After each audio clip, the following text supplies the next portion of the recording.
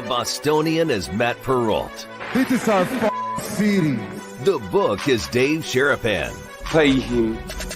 Pay that man his money. Together, they are The Bostonian versus The Book. You covered! You covered 12! I covered! Follow the show on Twitter at Boston versus The Book. How do you like them apples? Bringing you the best insight on sports betting news, Matt and Dave's daily picks, and an entertaining and unfiltered dive into the sports betting industry.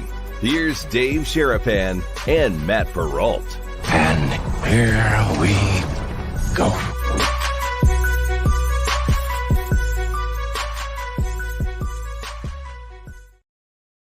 Welcome to your on-time departure for the Bostonian versus the Book. What's up, boys and girls? It is a Tuesday, and we are loaded. Two guests on a Tuesday. David Purdum from ESPN.com. ESPN, they used to call it ESPN Chalk. They don't call that anymore. It's ESPN News, ESPN.com, ESPN Television. Coming on for multiple stories. The Ohtani news, we'll start with that here at the top, and then we'll get to an NBA story that I'm sure Adam Silver was not too pleased to be going over yesterday, involving a Toronto Raptor and certain types of prop betting that was going on around that said player. Then we'll talk to Brad Howe in West Virginia. Darren DeVries has left Drake to become the new head coach of the Mountaineers, and we'll get to the Big 12 teams left in the NCAA tournament as they attempt to, well, carry that mantle of the best conference in college basketball, but it hasn't been that great of a showing for the Big 12 as of yet. Dave Sharapan, Matt Perrault, live on Twitter, live on YouTube, replayed SiriusXM, replayed on Sports Grid Television. How are you, sir? You're wearing the Raptors gear. It's kind of an ironic thing to wear. Tough day for Raptor fans. Who else is wearing this today? I just want to make sure if anybody else is wearing it today, they said, wow, Sharapan's wearing the Raptor stuff today. Yeah. No one's talking about wearing the Raptor stuff today. So we'll talk about it. I had to go reach out to Purdum very early this morning. Purdum's a hat guy. He gets it. He understands what's going on. He'll have some insight into that whole thing. Yeah. And then, we got to go to the hills of West Virginia to get B. Howe to talk about. You brought up the DeVries hiring and all this other stuff yesterday. I said, well, we got to ask B. Howe if he can come on the show, tell us what the local feel for it is there. And then he'll have a little Big 12 knowledge to throw at us. I mean, I wouldn't dismiss them yet, Matt, that they got the 1 seeds, they got the 2 seeds, that they're going to be fine. They're okay. They're okay. I mean, they've won the games they're supposed to have won. Houston survived overtime against Texas A&M. Yeah. Kansas has not looked, Hey. Okay. So they're out. That's they're okay, out. But we knew they're out. That's okay. But they didn't look good. I mean, they won 1 game and they didn't cover, and they got bounced in the second round. No injuries. It's a quality, not quality quality, not quantity thing. Okay, it is. I mean, Iowa State and Houston are carrying the banner. Yeah. I'll give you that. But Baylor's gone. They got smoked. So, I mean, they're out. KU is out. There's not that many. I mean, there's 3. There's Iowa State, Houston, and who else is? That's it, right? That's all. So the Big East got 3 teams in the dance. Yeah. All 3 are left. Quality. Big 12 got a lot more than that, and they got 2 teams left. Quality, quantity. That's the theme of the show today. We hit our first bet today. We started the time. The boys in the chat had the ish time. Yes. They made it 11:17 in 30 under. seconds. Under. So we bet the under for the start time. We All right. made that. We got 89.5 today for the number of likes. Oh, come on. That's easy. Get that done. On a Tuesday. That's not hard to do. They said that we couldn't do it. That was the challenge. I bet the over. I told everybody on the way in, hit the like button, hit the subscribe button if you haven't already. We're up over 2K. Let's get over 89.5 likes today. We got Purdum, we got B. Howe, all over the country. People watching, people up in Canada. Super chats available as well. Well, today's a big super chat day, guys. So, there's a lot of we're going to bang around a lot today. We're going to be all over the place. We're going to be doing. We're going to what? Bang around, go around, talk about a lot of different things. We're not going to be that we got games to break down, but it's an interesting day because there's a lot of non-gambling. There's gambling topic, non-gaming type breakdowns coming your way. Okay. We got 2 huge stories, baseball and basketball. that have nothing to do with games, but everything to do with betting, unfortunately. Yeah. The NFL keeps on throwing more and more stuff at the public, and What's people's going on? reactions are ridiculous. Changing the game. Yeah, they're monster. They really are. The kickoff rule has been altered. The tackling rule altered yesterday. We're playing multiple games on a Wednesday now on Christmas. If you're going to be in the brigade proxy service, you're going to have to pay attention to that because that's going to have a massive impact on the pick contests. Oh, yeah. Wednesday. We're playing 2 games on a Wednesday. The hell are we doing? So we got that to get into. We'll get the picks in, but yeah. Robert Kraft is out here apologizing for the dynasty. You got players saying they were bamboozled. They're furious with Robert and furious with Apple TV. They feel they were lied to. And one player saying, I was duped into saying what I said. I sat for hours and they only the negative things I said, nothing positive.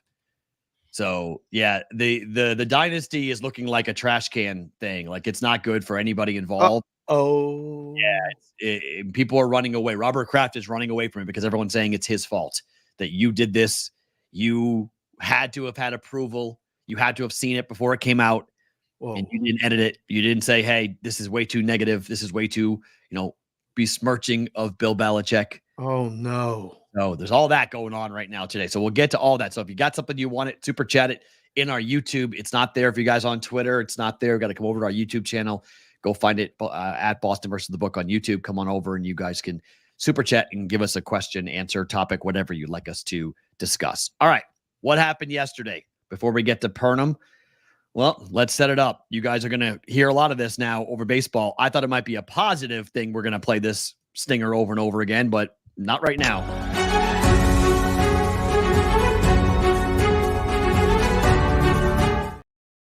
Ohtani watch is officially turned into just a soap opera. The Dodgers star yesterday said he did not bet on baseball. He did not bet on any sport. He did not know what was going on and that he is the victim of a theft.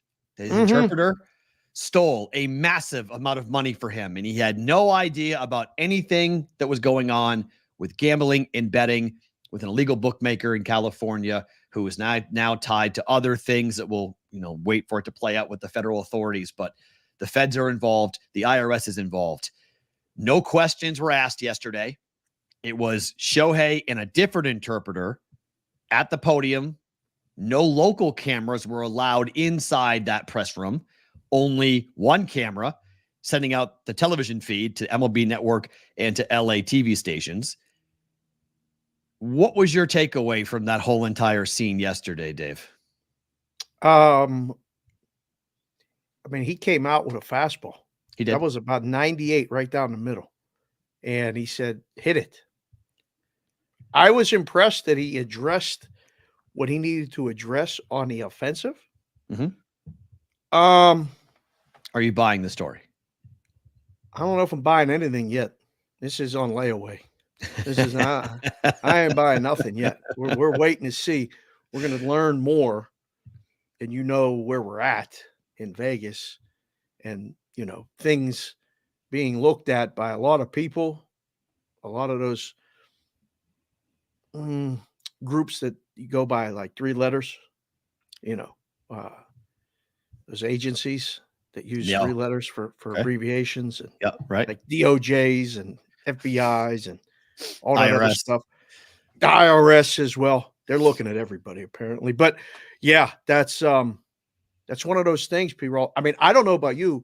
Did you stop what you were doing at 2:45 to watch it? No, because I knew what it was. I knew you somebody were teaching. I was teaching and I knew what it was going to be. Like the second I heard, we saw from the LA Times reporters coming out saying this is what the scene's going to be. I said, okay, this is just a controlled media event. This is not actually a press conference. This is just them putting out their one side of the story to calm Major League Baseball down so they don't suspend him as the federal authorities are investigating this and basically saying, don't look at me, look at my interpreter. It's got nothing to do with me. I did nothing. I didn't know about anything. This is not involving me. It's involving an interpreter. The direct quote that Ohtani said through his new interpreter, I have never bet on baseball or any other sports or never have asked somebody to do that on my behalf. I have never went through a bookmaker to bet on sports up until a couple of days ago. I didn't know that this was happening. About his friend / interpreter, who he didn't really address the at least 4.5 million in wire transfers sent from Ohtani's bank account to a Southern California bookmaking operation that is currently under federal investigation. I mean, he continued saying, a representative in my camp inquiring about my potential involvement in this sports betting is what tipped him off to all this. His interpreter never revealed to me that there was this media inquiry. I mean, 8 or 9 transactions, all in increments of $500,000. This is from the ESPN.com article on this story involving a Southern California bookmaker named Matthew Boyer. Over the course of several months, loan was in the description field.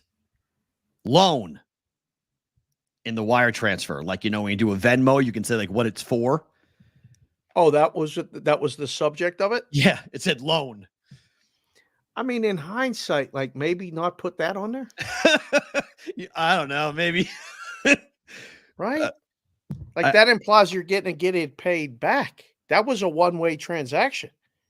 I mean, if he stuck 4.5 that he committed to paying, like I talked to somebody this morning who was formerly in the business and has gone civilian, is what I like to say.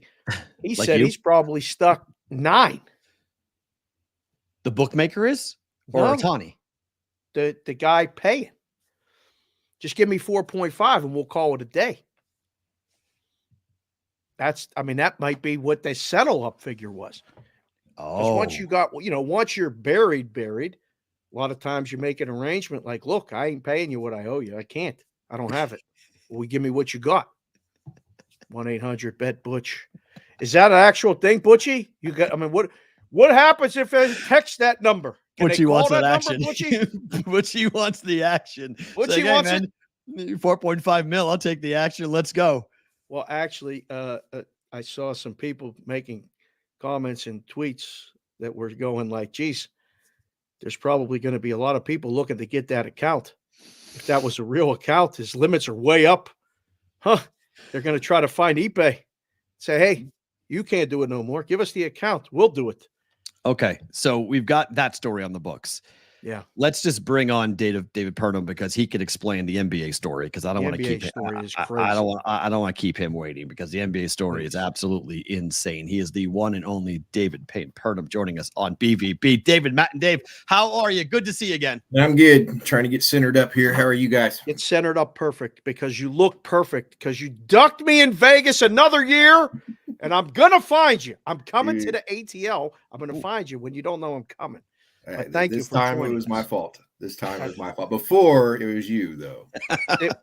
It's right. It's not you. It's me the first time. But now it is you, not me. The second time. That's fine. 100%. So we're even. Right. I'll get you on the pickleball court at some point. Sounds good. Make sense, please, because I read the article and I said, what in the hell is going on with this Raptor situation and this prop betting? Please make it make sense. Toronto backup center Jonte Porter, two-way player, has been in the G League, comes up to the NBA. He is under investigation for the NBA. He's been out of the lineup for the Raptors for the last few games for personal reasons.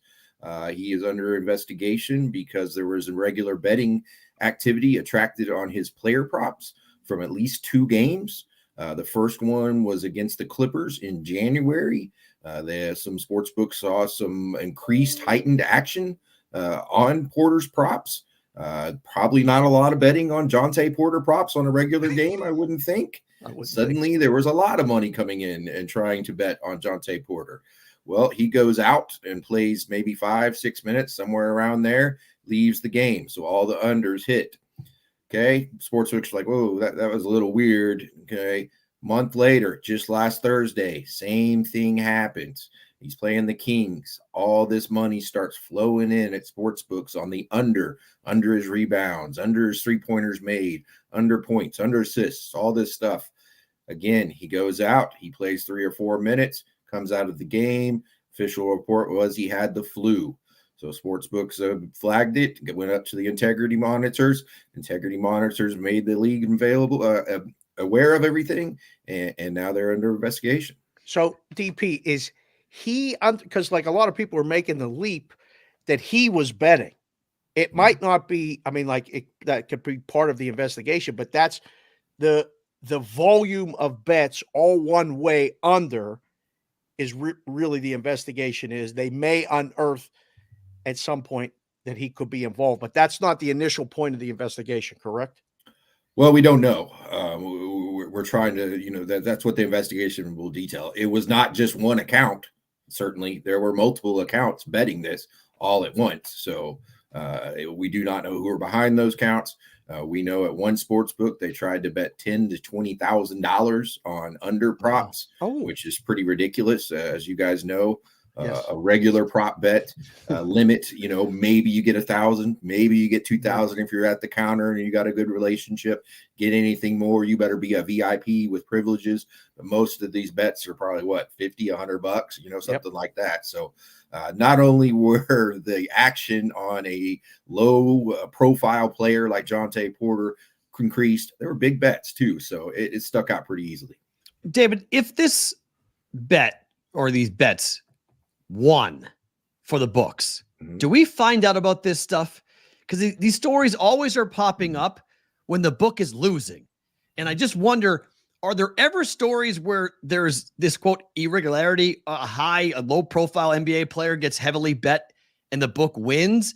Do we ever hear about the integrity monitor or the flags going up when those things happen? I know these flags went up before the game started. So they did, but you're correct. I mean, we do not hear a lot of the times. Probably there's been some irregular things and they get kind of a free roll on it, right? That they hold it, see what happens, and it goes. But hard to tell either way here. This case, I know that there were flags raised before the game started. Now, when this happens, people make gigantic leaps across like canyons, like the Grand Canyon. Everything's fixed. Oh, look who's in on it. Oh my, the leagues are partners with the books. Whose responsibility is it? Is it the book or is it the league to make sure that this is minimalized and definitely not trivialized? Team effort for sure. That's part of the good thing about the legalization of sports betting and the sports leagues partnering with these sports books. We have more visibility into the market than we ever have. We can see these books. If these bets would have been placed maybe at an offshore sports book or with one of those paperhead shops, the local guy, we may never have heard of it.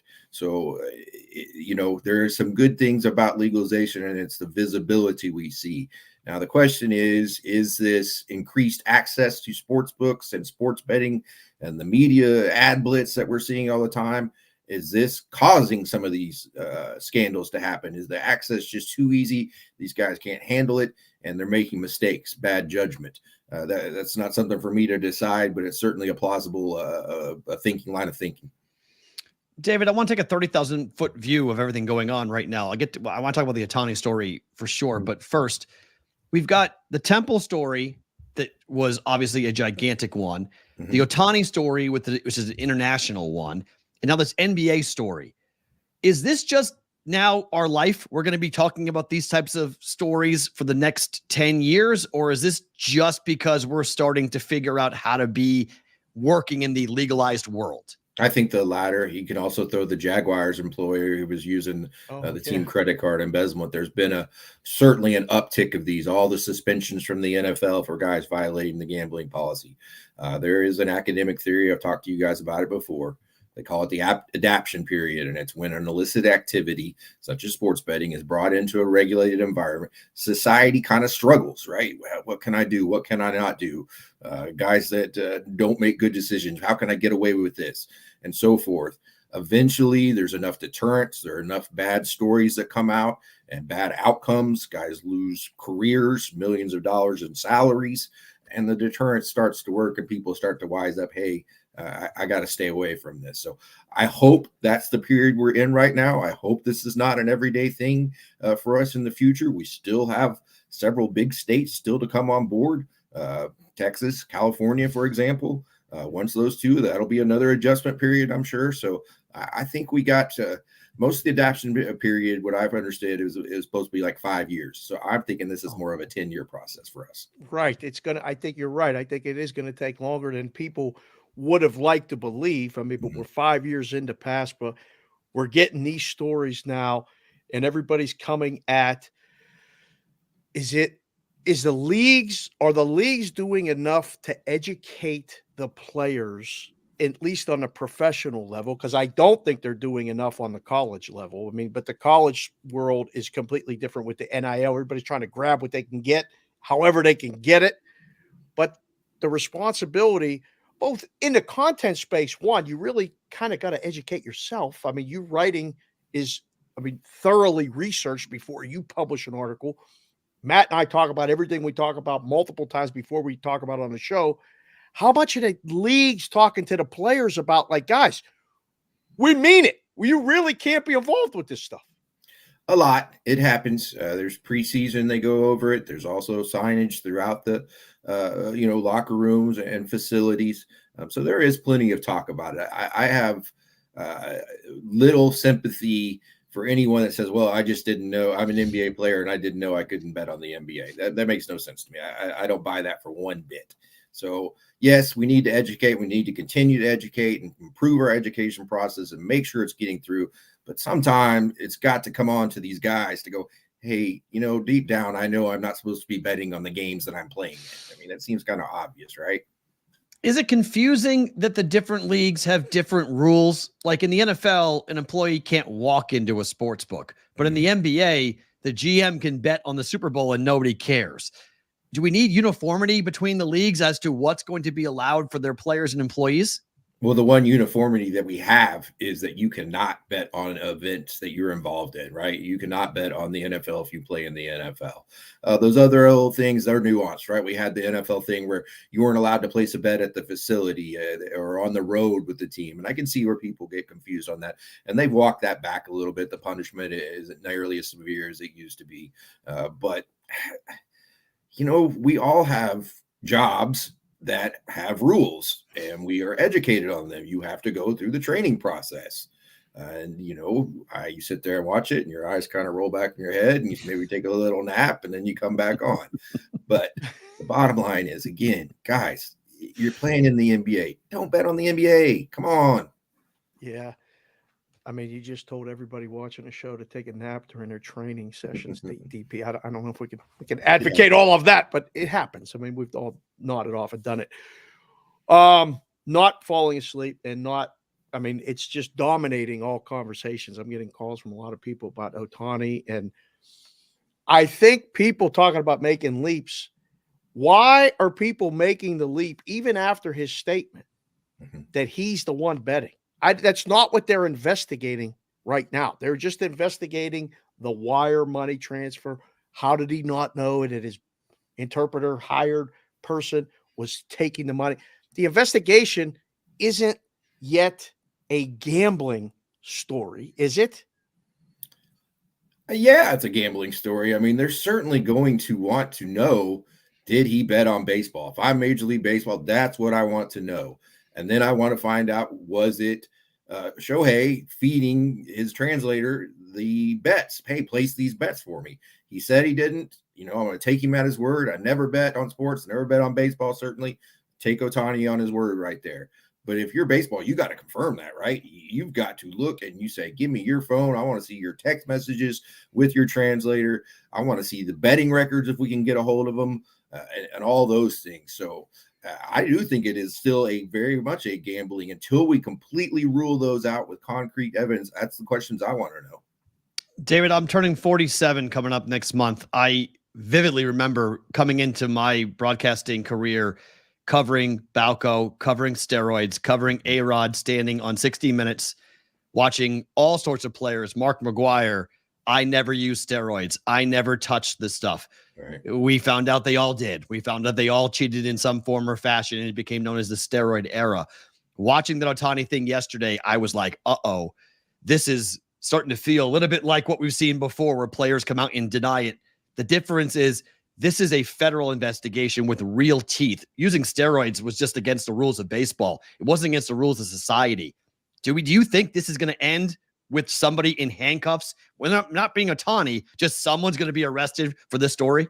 Well, I think the bookmaker is in trouble. The IRS has already said that they've investigated, and they usually don't get them on specific bookmaking charges, right? They get him on some sort of tax charge. So I think he's definitely in trouble.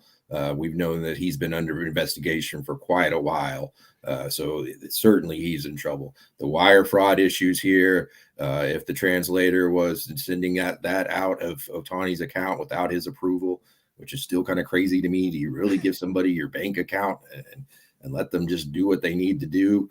That's going to be an issue as well. So I'm thinking indictments will be in the process at some point for some charges. It's connected in a little bit of a way with the Wayne Knicks stuff, and the Boyer and the Knicks triangle and all this other stuff. Do you think, and I guess it's just speculation, he's not the only one that, I mean, we've heard rumors of guys gambling before. Is this maybe that layer of the onion that nobody really wants to peel, DP? Is there more behind this? I would be very skeptical to think that there are not any more athletes involved in this. This seemed like a bookie to the stars in many ways. This organization and the Knicks organization. For people who don't know, Wayne Knicks is a former minor league pitcher. He got indicted on bookmaking charges, had several star clients, well-known clients. Scottie Pippen was allegedly one of them. Maverick Carter, LeBron James, he's been revealed in some sort of court documents and all those. So it would be surprising to me if, the translator, Ohtani's translator, is the only star that Boyer had. It seems like he had a pretty wide bookmaking operation.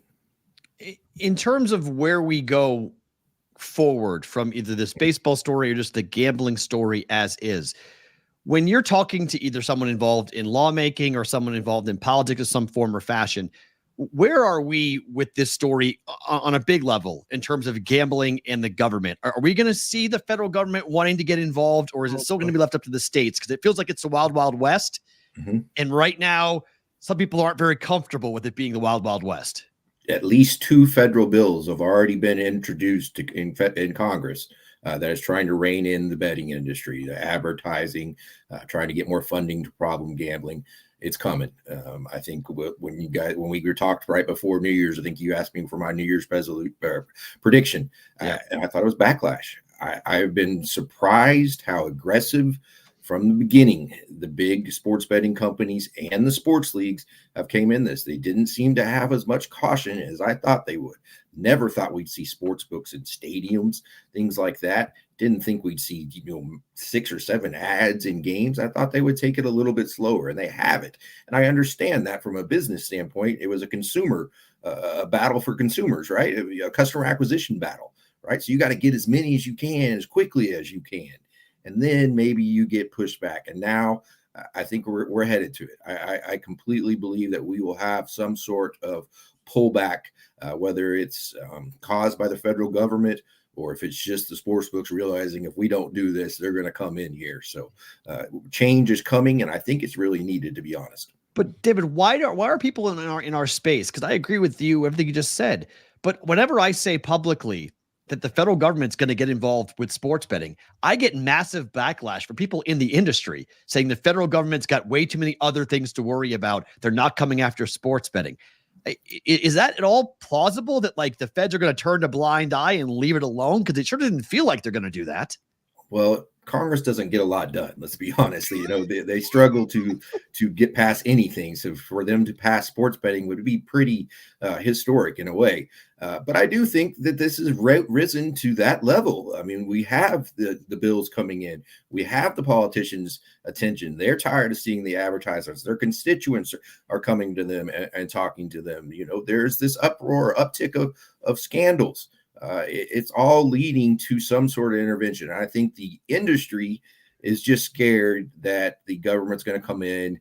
It's going to take a little bit out of their profits. That's what they're worried about, right? The money. Everybody wants a money battle here, and everybody wants to keep their share. Last one for me, DP, before we let you go so you can get back to either soccer practice or the pickleball court or something. I know you got something planned. As a former book guy, I guess now I'm a media guy, we got a lot of responsibility, do we not? I know how much work you put in. I read everything you write, and I talk to you, text with you, whatever. Anytime you have a question, you reach out to people.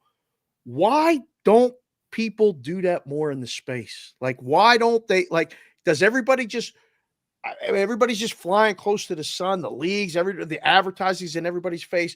Is it a rush to be first or to, put your picks out on TikTok, or what the hell's going on? Do you feel like you have a responsibility in the position you're in right now? 100%. I mean, the due diligence that had to be done for the Ohtani story, right? You guys would not believe the links that they went to and the barriers that they had to overcome, the legal approval that they had to get. I mean, that's big time journalism that they had to go through, So I certainly feel like I have a really big responsibility as writing for a bet about this new wild betting industry for ESPN on a pretty big platform. So I like to reach out to as many experts as I can, you, Dave, any other past bookmakers. Got a lot of sources. Rocky Roxborough has been a great mentor to me, a long time iconic odds maker, and his reasoned, smart insights have always guided me. So, and then you go back to learning on your journalism skills too. So yeah, absolutely. And I hope more people try to take this a little more seriously and make sure that everything they do is vetted well. I'll end it with asking you with your Big J journalism hat for a second. The Ohtani story's changed a bunch of times. Oh, Are we going to be in for another change? Is this the story they're sticking to, or are we going to potentially see a different change because the timeline's not very good right now with how this story unfolded? Yeah, well, Ohtani doubled down yesterday, right? That was his saying that, I did not know this. I was lied to. I was a victim of theft. The first story that came out from the translator was that he was just loaning him the money to cover his debts. Within 24 hours, that story and the legal minds had gotten involved and had changed it and said, no, this was theft. So is there another twist and turns? There always is, right? There's going to be something. There's going to be something. I have no idea what it is at this point. I'm digging into it as much as I can alongside the NBA thing, but I have no insight on it, like something coming next. I don't know. David, thank you for the time. Appreciate you coming on today. Thank you, DP. You got it, guys.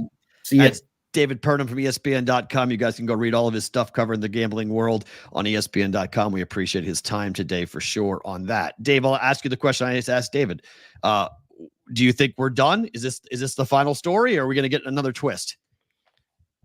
This is not even close to being a final story. Because remember, this is what happened, okay? This is the story in case you're curious about the wire transfer.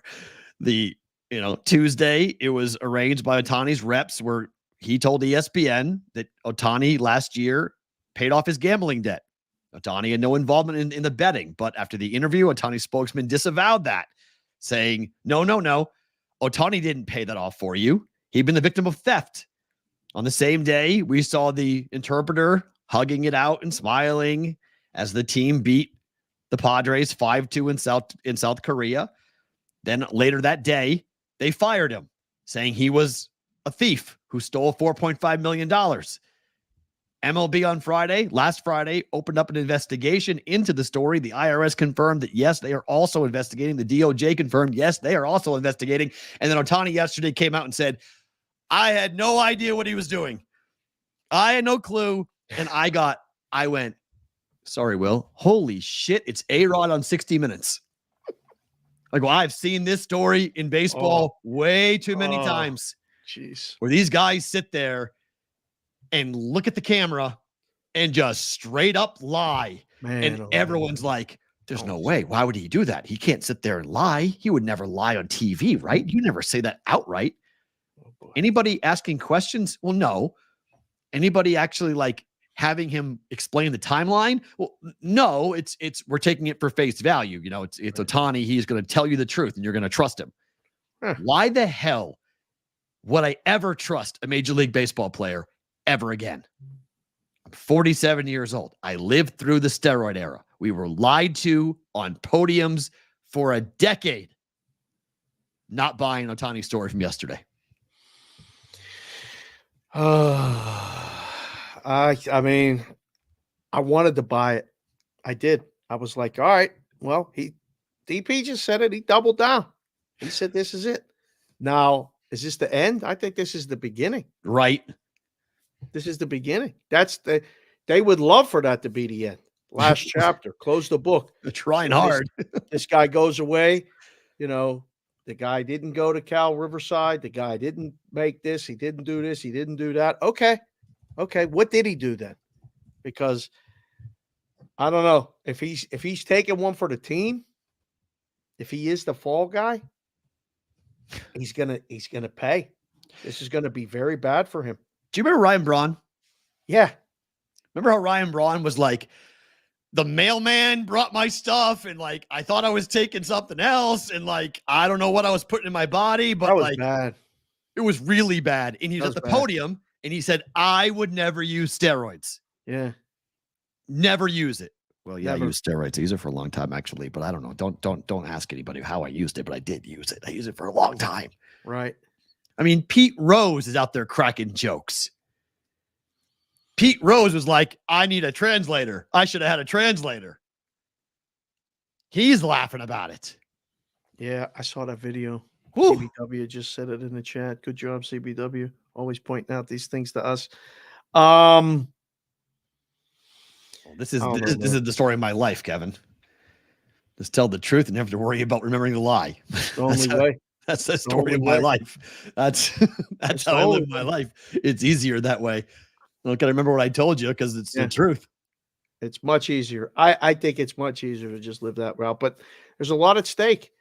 Man, I don't know. You really think he just outright just didn't tell? That wasn't the truth at all? I think that was a complete and utter lie, what he said yesterday. Now, his involvement, I have no idea, but the idea that he lost $4.5 million, the amount to wire transfer money, $1,000. I have to go through like 15 different steps to get it done. It is a pain in the ass to wire money. It is not easy to do that. The banks aren't just like, it's not easy. I'm going to take your word for it, son. Come on over. You're so-and-so. Come on in. Here's access to an entire business bank account. Here's access to thousands of dollars. Sure, I don't need proof that you have any ability to access this. I'm just going to take your word for it. You told me that this is what you can do. Oh, you're going to transfer it to yourself? Oh, no, wait. Where's it going? Across state lines. Oh, no, that's not good. We can't be doing that. No, they were in California. Oh, sorry, they're in California, so they didn't cross state lines. But you know what I mean? Like you're wiring this money from one account to the next multiple times. Somebody pulls it up and goes like, wow, 9 different times you guys have sent this $500,000. Huh. And there's wire transfers to casinos in Vegas of that amount every day, multiple times.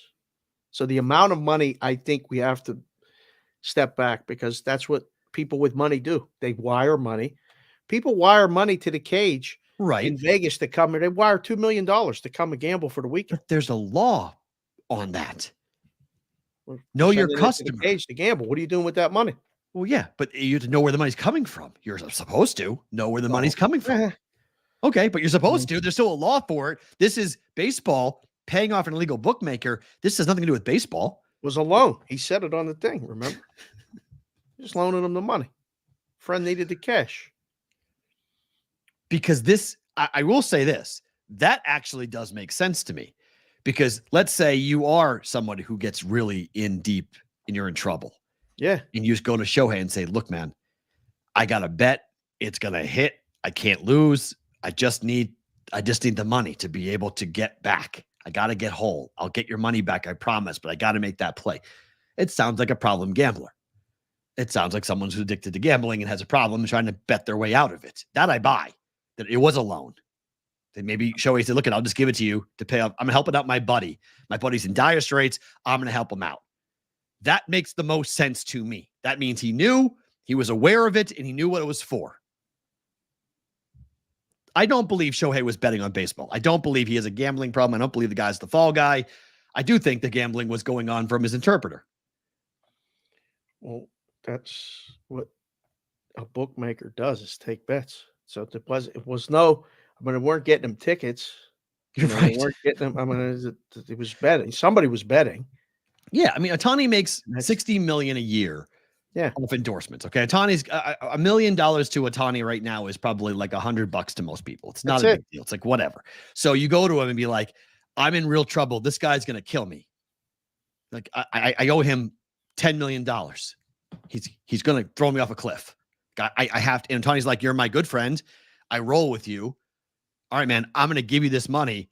But one day you're going to pay me. You're going to pay me back. One day you're going to get the money back. You're going to be on a payment plan or whatever it might be, but you're going to pay me this money back. It's a loan. That makes sense to me. If you're just going with just Occam's razor and just go, okay, what's the most logical thing that happened? That's the most logical thing that happened. Yeah, he got stuck bad. You know, say he was betting 100. They started with $100,000 bet or whatever. He was stuck 100. Betting 10 times a game and said, well, I'm going to bet 100 to get it back. Well, then it becomes, all right, now I'm stuck 2 to 4, 4 to 8, 8 to 1.6, and 1.6 doubled is 3.2. Who knows? One more bet. That's $6 million. That's 5 in a row. It's 5 bets in a row. He lost. Maybe he had the Niners in the Super Bowl for the clincher. Yeah, right. You can bet $2 million on a Super Bowl. You know, you can get it back. Sure. Guy keeps writing the bets because it's double or nothing for the bookie.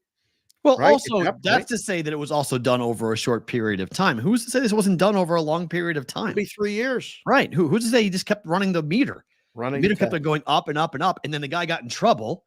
Right. And he called in all of his notes and said, I need all my money, guys. I got to pay for lawyers. I got to pay for, I might be trying to pull off a P. Diddy and tunnel out of my house and get on a plane and fly to Jamaica. So the feds can't touch me. That really happened? Yeah. Yeah. That really happened. Yeah. Like yesterday on the lam, literally gone, got on his private jet and took off out of the country. So, but like, maybe that's what the guy, remember the bookmakers were preparing to do that. So they called in all the markers and said, I need my money. You owe me 5 million, 10 million, whatever it is. I need whatever you can give me right now. I need it. And maybe Shohei's like, okay, I'm in trouble, but here we go. We got issues. So I don't know if it was done over a short period of time. I could see it just be a running thing over years where it just got to the point where it was too big and they started to say, give me my money. And the guy was like, I don't have it. And so he went to Shohei and said, can I borrow money for you? And Shohei's like, yeah, sure. Here. Right. Like, I don't care. You're my friend. I need to help you. Like, if I came to you, I'm like, Dave, I need $500. I'm in trouble. I got to pay this guy off. You give it to me. Here's $500. Without a question. This guy's going to kill me for $500, whatever it might be. So, like, that's what friends do. And like, look, man, I'm only loaning them. This is a loan. I'm not giving you this money. I'm loaning you the money. One day you'll pay me back in some form or fashion, or you'll work it off, whatever it might be. Right. That to me makes sense as to how this story unfolded, but he can't say that because the wire transfers to a bookie make it an illegal act that he's a part of. Correct. So that's why he's lying. It's because I'm assuming in Japan, the laws may be different. I don't know. Maybe he didn't know the U.S. laws. He's a guy who doesn't speak English, who is here, and this dude is his trusted confidant. Think about it. This guy communicates to the world for him in America. This is the guy that when his words come out of his mouth, he has to trust that the person who is going to say it on his behalf is saying the truth. Like, that's tough. That was a lot on that guy yesterday. The other guy, right? The new guy, the new guy. New guy. Was like, hey, he was writing everything down. Yeah, he was nervous. Don't mess this up. Yeah. Yeah. Don't mess this up. That was the whole thing is wild. And the fact that, like, we know David, who's writing about it and who's checking on it. And, I'm watching a lot of the shows of people that I do stuff with talking about it. And everybody's talking about, the bookmaking part of it. Goro One Star just said it in the chat. Like, unless he was betting on baseball, it's not a story. I don't think it's a story. Well, the wire transfer makes it a story. The wire Well, it transfer makes it a story. I mean, makes it because illegal. it may be right, makes it a criminal case. But as far as baseball goes, we got to know if he was betting on baseball. I don't think he was. I really don't. I really don't think he was I either, don't think but, Ohtani has any. I don't think he. Look, Why in the world would we be betting on baseball? I don't think he's betting on baseball. I don't think he's betting on sports. I don't think he's betting, period. I think Right. Ohtani had someone close to him who was betting, Yeah. and he was trying to help him out. Now, the nature of the relationship between the interpreter and Ohtani may be needed to look into as to why he would give him that money. But if that's your best friend, if that's someone who's the most important person to you, like he got married over the offseason, and everyone's kind of like, where did that woman come from? Like he may have like a very weird small circle of people around him, very much image conscious as to like, we don't trust the world. It's going to be our little, 5-6 people versus everybody. And one of the in that foxhole, one of the guys who you need to go to war with every day has a gambling addiction and got himself in real trouble. And so you're as a guy who has access to gazillion dollars. Okay, I can fix it with money. Here, I'm just fixing it. Like it's done. Right. Like I pay the guy off and we're good. We'll go away. Never thinking that an investigation into that bookmaker would be uncovering the act. Right. And so I think the easiest, simplest answer is normally the right one. And that to me makes the most sense, that Ohtani's like, I'm caught up in this because I tried to help my friend. Right. I tried to help this guy. And now I got my entire world is crashing down around me because I just signed, a monster contract for 10 years with the Dodgers, and with the Angels. Maybe I was a little bit off the spotlight. Now I'm in the spotlight because I'm with the Dodgers, and it's even worse for me now that this comes out. Last thing, and then we'll get to Howe. Yep. Do you think the Angels knew? I don't think so. Do you? I don't know. I think there could be something to it, that the Angels had caught wind of it and, just decided to play it out. We're just going to let this guy go. We're not going to make this big financial. Yeah, we'll trade him. Like, we're not going to trade him. We're just going to let this play out, knowing that this stuff is all going to break later in the summer or later, in the off season, and we don't have to worry about it. He'll be on another team when this really comes to a head. Right. Let's just enjoy Ohtani for now, and then we can sit back and go, it's not our problem anymore. Huh. Maybe. I really don't know. Hadn't really thought about that. See, TP, I disagree with this. Maybe he should not be anywhere close to sports betting. End of story. I don't think that's. I mean, I've got friends of mine who are like raging alcoholics, and I've tried to get them help. And I go out with them, and they know they have a problem. I know they have a problem. We try hard to get them to stay on the straight and narrow, but adults are adults. Like I have a hard time blaming Ohtani if somebody in his friend group was doing something illegal or doing something that was unsavory or doing something that was wrong, because it's not Shohei doing it. I'm all about personal responsibility. I'm all about letting adults do adult things. Like if my friends come to me and say, I need help, I'm the first one to help them. But I'm also not going to sit there and go like, you can't do this. Like, don't do this and go, I'm not talking to you anymore. I'm not being around you. If he's not hurting me or anybody else that I care about, he just likes to drink, and he drinks too much and goes to sleep. So it's like, I have a hard time with that going like, to me, it's more about. You are the company you keep. You are, but I also love my friends. I also love people who, and we're all fallible. We all make mistakes. No question. And so I don't judge people on their worst day. And if they need help, I'm the first one. I want that phone call. Call me. I'm there. Like I'll whatever you need. Right. But until someone gets to the point where they need help and they're only hurting themselves, like that's where I am with legalization of all drugs. Like if you're only going to hurt yourself, you sell it to my daughter, I want you in jail for life. But if you're just taking it yourself, I mean, you're hurting yourself. That's it. So, I mean, you are the company you keep. I give you that. But if somebody's like 95% great and the 5% of it's bad, I until they need help with the 5%. When you have a lot to lose, though, you have to be very careful. I have a lot to lose, but yeah, I mean, I don't know. I'm always. Ohtani has a lot to lose. He does, but this person's again. He could have gone to somebody and said, "Look, this guy's involved in this stuff. He won't listen to me.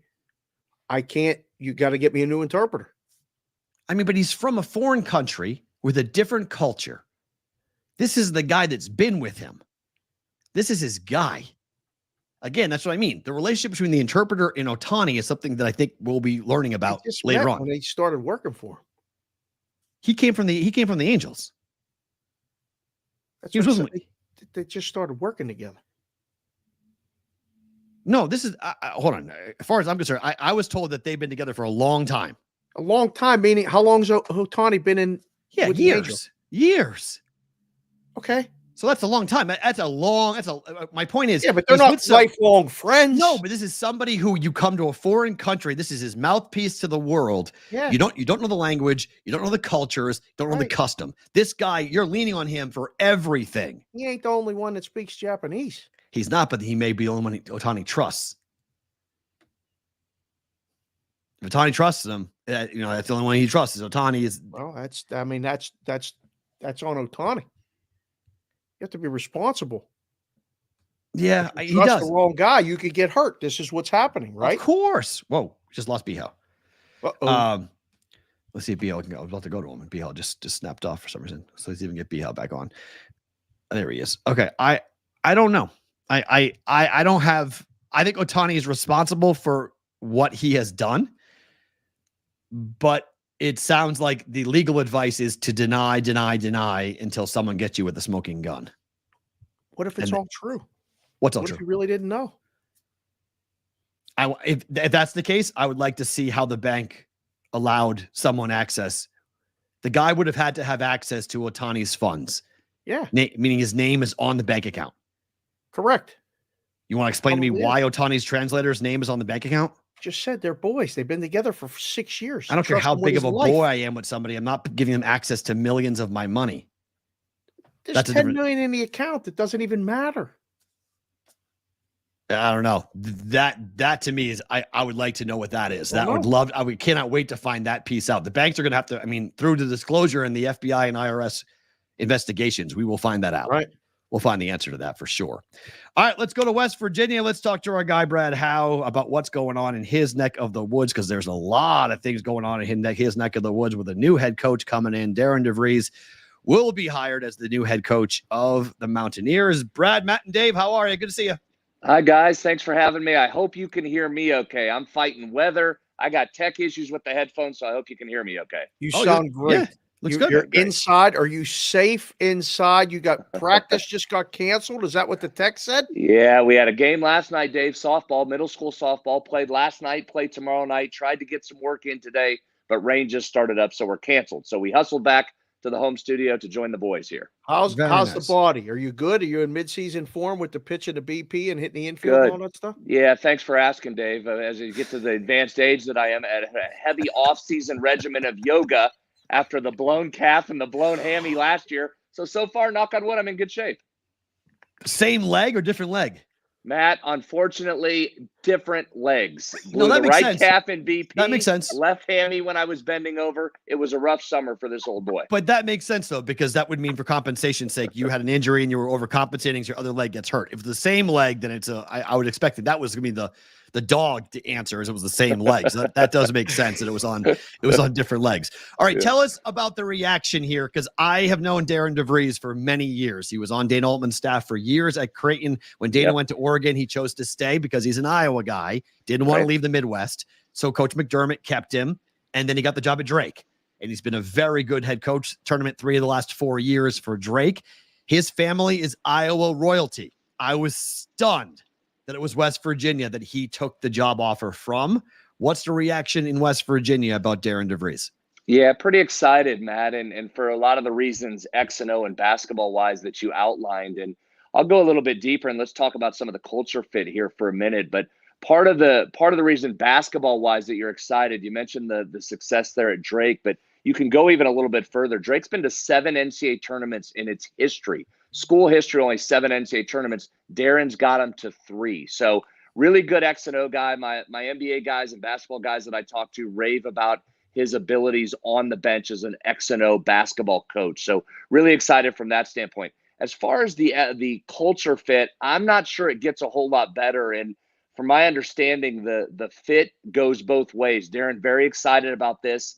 Didn't necessarily entertain any of the other offers that were out there. This one was in front of him. He was excited about it. And guys, I've said on my show now for a couple of days, I feel very confident in speaking about this particular thing.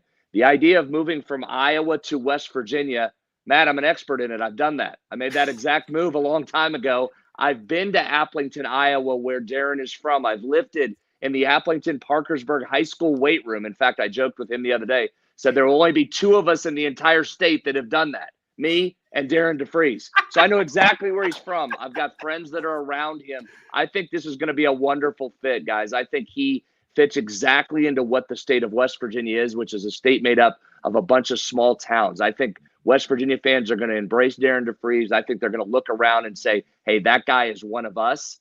And I know that Darren felt similarly, and that's why he's going to be the next head coach here at WVU. How is he coming in with expectations that are like already? Are we back? Like are the Mountaineers back or middle of the road? Or I mean, if you're walking into the Big 12, you ain't Drake no more. Yeah, no doubt. Step up in competition is always a concern and a challenge when you're in this league. Now, the hope and the expectation and the thought is that he's bringing his son, Tucker DeFries, with him, 2-time Missouri Valley Player of the Year. So you start your portal recruiting with a pretty good one if you can just go right down the hallway in your own house and grab your son who's an NBA prospect. So we'll start with that. But, yeah, it's a heck of a challenge. But, one of the attractive things about the job here at West Virginia, and I know that it was one of the things that attracted Darren to this job, is the last 3 coaches here have all taken West Virginia to a Sweet 16 or deeper in the NCAA tournament. This is not a program that is built around one coach that has had success over 3 or 4 decades. The last 3 have done it. So it's a program that has success. It's a program that has the state behind it. This team this year went through an incredible amount of turmoil with the Bob Huggins situation, Josh Eilert on board as an interim coach, Kirk Harisa suspended for 9 games by the NCAA. Raekwon Battle, your other supposed best player, wasn't eligible until a court case freed up not only Raekwon Battle, but everybody across college athletics for a 2-time transfer. Then your starting center, Jesse Edwards, who will play professionally somewhere, gets hurt for 10 games. So an unimaginable amount of chaos around this program led to a historic low of just 9 wins. So the immediate expectations are low. Darren DeFries walks into a job that if you get this program back near the middle pack of the Big 12, I think that's a success in year 1. And then after that, certainly there'll be more expectations, more befitting of what this West Virginia program has been about over the last 100 years. The parallels here are insane to me. So when Greg McDermott was the head coach of Creighton at the time, you had Darren, who I believe was still on the staff there, hadn't gone to Drake yet. Yeah, he had to be still on the staff, right. hadn't gone to Drake yet. Doug took the Jays from a Valley team to a Big East team. He then went and played in the Big East and won the National Player of the Year because he took over college basketball. It became Doug McBuckets. The Jays went all the way to the final of the Big East tournament. They lost to Providence. They went to the second round of the NCAA tournament and lost, but Doug went on to become a first-round draft pick because of what he did at his senior year, playing at a higher level. How much of this do you think could be factoring into that they wanted to take Tucker and put him into a situation where he can play right away on a team with low expectations, but to elevate his draft stock playing in the Big 12? I'm not sure there's any question that is part of it. And I haven't had that confirmed in Darren's press conferences tomorrow, and I'm sure that's something that will come up, and we'll talk to him on the side and see if we can get an answer on that. But I don't know if there's any doubt. If I'm Tucker DeFries and if I'm Darren, or if I'm an agent representing them, I'm looking at that saying, what else can you do in the Missouri Valley as the 2-time Player of the Year, as the freshman of the year? The only frontier left for Tucker DeFries to cover is this level in the Big 12 and a chance to come in. And I think your point's very valid. At a program with low expectations, at least for next year, he's going to be the centerpiece of that class. So I'm totally with you on that. I think that's exactly it's not the whole reason they're coming. I do think that factors in to give Tucker a bigger stage to perform on next year and see how that translates and helps his stock, be it for the NBA, be it for the G League, or be it overseas. So the other parallel is TJ Otzelberger, who came here to UNLV. knowing he wanted the Iowa State job. And he couldn't get the Iowa State job because, one, it wasn't open yet. And two, the AD had said, you need to go to South Dakota State, get more experience. He went up there. He was waiting for Iowa State. Jamie Pollard wouldn't hire him. So he came here to UNLV, stayed for 2 years. The Iowa State job opened, and he went back immediately. Any concern that Fran McCaffery at Iowa, everybody in Iowa thought that was the job that he was going to leave Drake for, not West Virginia, but Iowa. Any concerns about watching what's happening in Iowa City and how long Fran McCaffery will be there? Yeah, quite frankly, the Iowa City watching, now me as somebody that grew up a Hawkeye fan, I always watch Iowa City, but I was rooting for Iowa to go deep in the NIT. Like, don't do anything weird. Don't lose. Don't Fran, I don't want you to leave. Iowa, don't fire Fran. Just leave Fran right where he is. He's fine. You're winning enough games. Don't look what we're doing over here in West Virginia. Just keep moving ahead, Iowa. You're doing just great. Keep Fran right in place.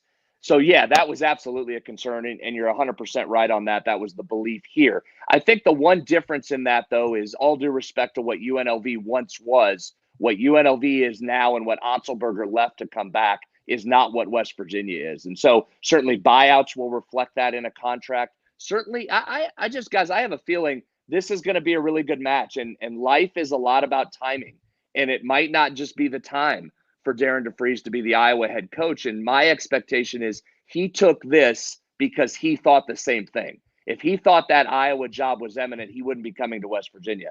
My thought is he's going to find a home here, and he's really going to enjoy this. He's going to have success. There are a lot of similarities here, people-wise, support-wise, between Iowa and West Virginia. So I think some of that's league, some of that's contracts, some of that's facilities and support that you have here. And quite frankly, guys, West Virginia has one of the better NIL collectives in the Big 12 right now. So it's a place where you have the cash to go do what you need to do to win at a high level. And as we know, Matt, and you follow it closely too, there's some thoughts about Iowa's collective. Where is that? Does it have the money to compete? So I think you're in a great spot if you're Darren DeFries. I get the hometown pull. I get it. But there's a reason he accepted this job.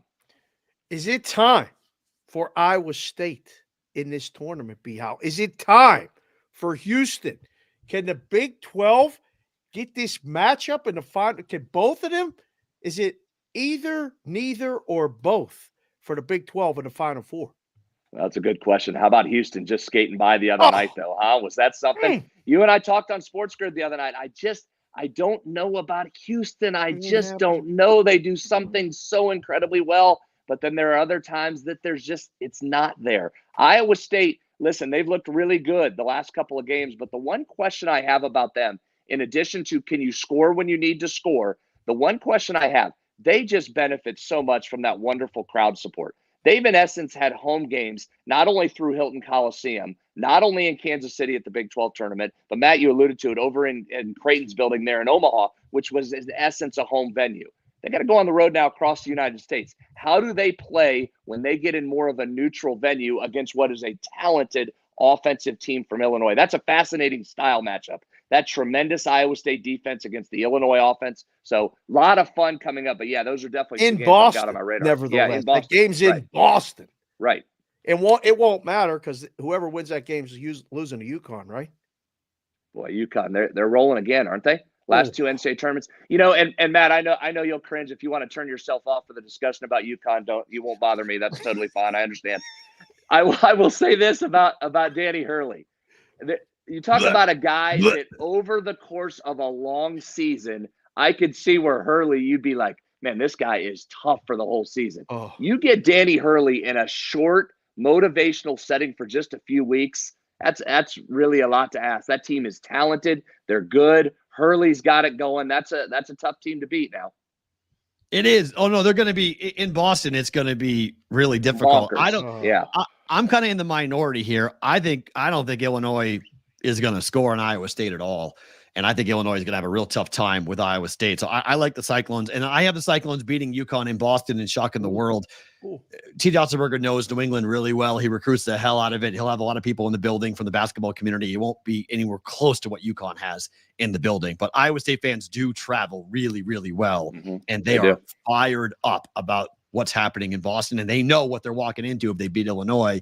They're into a hornet's nest. The funny thing about Boston, because I'm from there, no one cares about that game and those games going on at all. Like no one cares. They're like, College basketball, what the hell is that? So UConn people are going to buy tickets like crazy. There's going to be no competition for UConn fans to drive up from stores in Hartford to get the hell out of that state for, go to a good state for a couple of days to go up and watch hoops. So they'll leave there really fast. Illinois, I'll be very curious to see what their game plan defensively is and if Iowa State hits threes. But do you look at Houston against Marquette as a game that Marquette can beat Houston if that's the 1-2 Elite Eight matchup?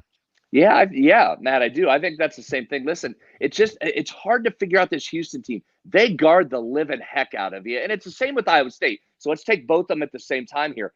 Style of officiating matters a ton in the NCAA tournament, a ton. And it matters more when you have an Iowa State and Houston. I went through this with the old West Virginia teams, not only in the Big 12, but in the Big East. When you play in such a physical league where so much is let go, and then you get into these tournaments, you immediately go to who's calling the game. I saw this both with Bob Huggins when you wanted the officials to forget they were even watching a game.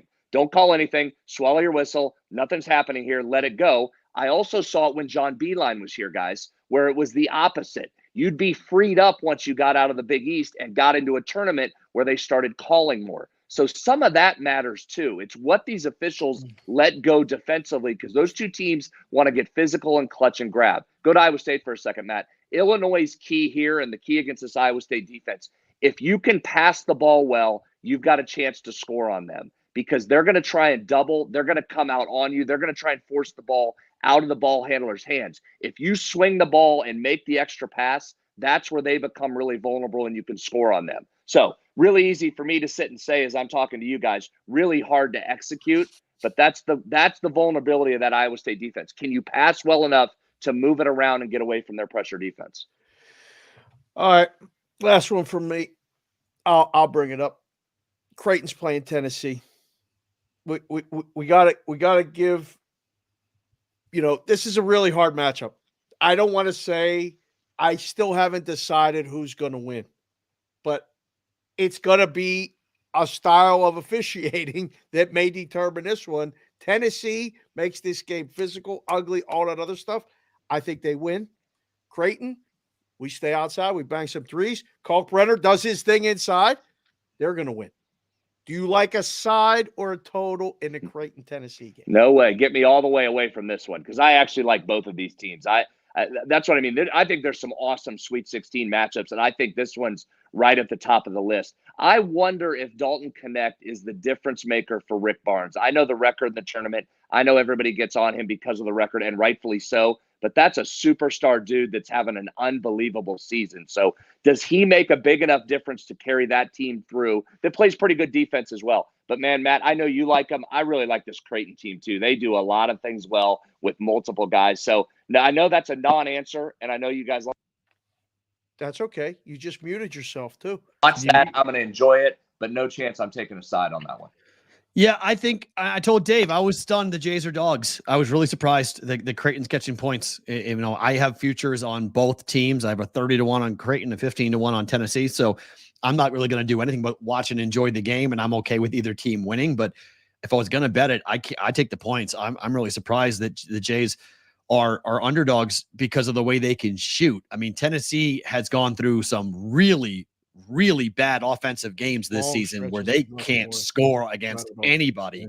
And if you take care of Dalton Knecht, Ziegler's really talented, but they don't have a ton of scoring options. The Jays can hurt you from all five positions. And in the first game, in their round of 64 game, they shot 62% from behind the arc. If they shoot like that, Tennessee's dead. Like, it just comes down to the Jays shooting, in my mind. Yeah, I think you're right. They shoot 62% from three. They absolutely win. I think the question always becomes when you play a defensive team like Tennessee is, can you get to that number? And what is that number? And are you worn down by the time you get late that some of those shots start to come up short in a gym you're not comfortable with and not used to? So, yeah, if you handle Knecht, you're in great shape. I don't disagree. But he's also the type of player that I think can put the team on their back and say, all right, I got it. I'm rolling here. Get out of the way. But I'm with you guys. I think that's a fantastic matchup. That's more Final Four-ish to me than it is Sweet 16, quite frankly. It's a good point. And what's funny about the Jays this year versus other seasons, their defensive metrics don't get talked about nearly as much. Yeah. They're one of the best defensive teams in the country. Now, they've had Kalkbrenner, and he's been 3-time the biggest player of the year defensively for 3 straight years. So they have the rim protection, but they've had a huge step forward in their defensive prowess on the perimeter. Yep. And look, you've got a 6-year guy, in Baylor Shireman. Trey Alexander isn't the quickest of guys, but he's long and he wants to play in the league, and he's busting his tail on defense to show that he can be draftable.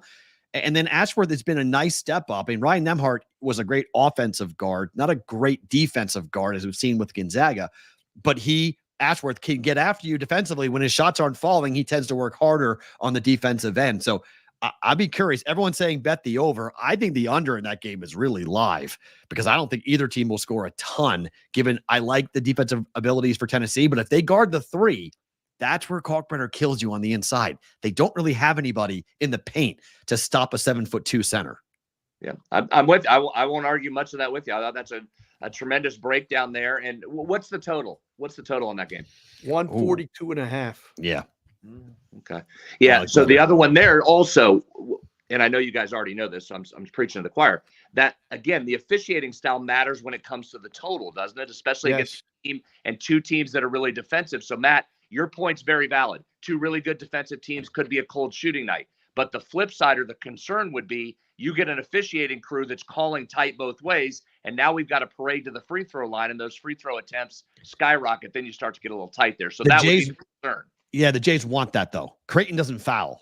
Creighton is one of the least fouling teams in the entire country. Look at the number of fouls per game and free throws their opponents shoot. Even a tightly called game, that helps the Jays. That means Trey Alexander's going to the free throw line. That means Sharman's going to the free throw line. And that means they're getting their bigs to the free throw line. And they make free throws. And they make their free throws. And they Absolutely. make free throws. I would love the game to be called tightly. That would be actually ideal for the Jays, to not allow Tennessee to bang on them and really get after them physically and make them have more distance and more space, more freedom of movement.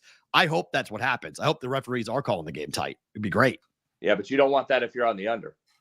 No, true. Definitely not. I was talking about, right. Not the side there. That was the total I was referencing. Fair. Yeah. 100%. I hope we get a tightly 35 free throws for you. Bihal, what's the plan for the weekend? Like, how do you partake in the games? Do you go out and watch them? Or are you sitting down in the dungeon, like doing the yoga, stretching in between games?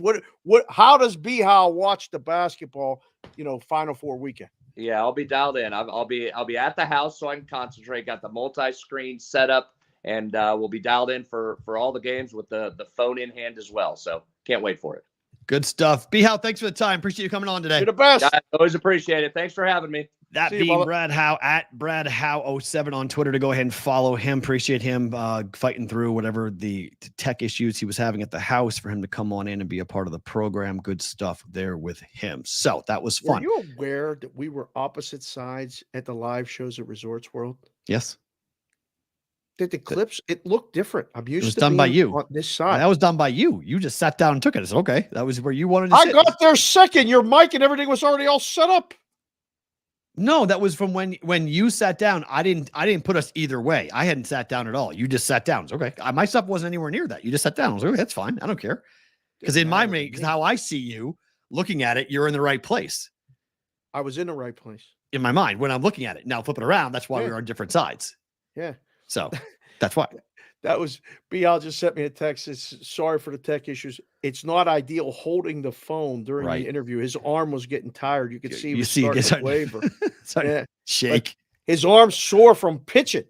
I mean, this when you get back to coaching, when you ain't coached for a while and you're doing the softball, I mean, he was on the IL last year, like Coach Behan. That's too bad. Too bad leg injury. That stinks. It's me and my back. Oh, incredible. How is the back? Is it loosening up at all? No, but I'm back in the gym, forcing myself to get it going. And then easy. One of my friends in California, one of the Daily Juice listeners, has access to prescription strength lidocaine pads. Oh, so they sell 1% over the counter, 5% prescription. So I've got that on right now, and I feel phenomenal. You know, this show's on over. You don't need to talk about this. Like, I don't care. What are you gonna do? Bust me for a lidocaine patch? Come on, feds, come on in. My friend sent me one. We're all good. So we're all good. Yes, I get sent other things in the mail too. Don't ignore that stuff. Allegedly. Zip it. Allegedly. Zip it. Okay, NFL stories, because there's a lot of them to get to. Let's get to it. Dramatic changes to the NFL kickoff. If you watched XFL, last season. That's what the NFL new kickoff rule is going to be. Look, I just got my daughter to understand the basics of football. This is going to be really complicated. But for folks that don't know the real intricacies of the NFL, the first couple of weeks, people are going to be freaked out by this. This is going to look totally different. Does it change anything in the room? Nobody knows yet. I don't know. I was trying to keep track of it, and I'm like, what are we doing? We talked about it a little bit yesterday with the hip tackle thing, and it's going to be a mess. It's really changing very, very quickly. I don't know. Some books put out season win totals yesterday. You see what the Patriots is at? No. What is it? 4.5. Yes. I still got it. I didn't even look at nothing. I don't even know who they're playing out of conference. Hammer the over. Just like that. Hammer the over. Just like that. I didn't even about 2 seconds. What's a number? 4.5. That's a Steeler number. Ridiculous. 4.5 in a 17-game schedule is ridiculous. They're going to stink. You don't know the quarterback is yet. What's the Steeler number? Please tell me it's 8.5. I didn't look. I didn't care. Rude. It's rude. Just tell you, I didn't care. I didn't look. You make the Steeler number. What do you make the number? 8.5. You heard me say it. Well, no, because it have to be either 8 or 9, because that's what they were last year, and they're going to be a borderline 500 team. 8 or 9. You see these Russ videos? He's working out in the Steeler gear. I mean, they put a camera in the gym with him lifting all this stuff. What are they doing? Drama. I told you. Drama comes with that guy. Need this in Pittsburgh. That's what he is. He's drama. All drama all the time. Somebody look it up. DraftKings got the Steeler number up. Put it up. Find it. If you can't, post it in the chat. I told you people were not happy with Robert Kraft. Wow, Chef B's one of the. I mean, he's a fan. There's a lot of people who are really, really angry about Robert Kraft. He's, for the first time in his career, Robert Kraft has taken some serious heat. Really? Yeah. I mean, you can't do that. You can't do that. You can't have that type of public PR smearing campaign with the documentary where so many Patriot fans. I mean, Fitzy, our friend, is doing after every episode is doing a full hour-long breakdown. Of the dynasty. Of the dynasty. I mean, it's Pat's porn, as he called it. That's what it is. It's Pat's porn. And it's people just in love with it. It's it's awesome. I watch his breakdown of it all the time because Fitzy is like one of the best NFL Patriot experts for their history that I know. And just there's a lot of people that are and he used to work for the Patriots. So like he knows the Kraft family, he knows Robert Kraft and whatnot. And like you can tell people who are around who know the Kraft family are uncomfortable because they don't have much to defend Robert Kraft with right now. Like there's not a lot to do here. You can't, this is bad for him. My man Jay Dow Betts just posted it. So did LL. Thank you guys very much. Steelers season win totals 8.5 on DK. I mean, if I could just get a junior trader job, I could help with the numbers, people. This is crazy. Out of work odds maker coming up with the numbers. So you don't think on the spot? Kickoff right now, no matter, no different, no changes, nothing to totals, anything, nothing. I don't know enough yet to even see. I don't think so. Okay. What is the purpose of the rule change? Why? Because the collisions have been proven by 300-pound men running full speed and banging into each other has caused tremendous amounts of injury. So what is the rule change? Did you watch XFL anymore? Did you watch XFL?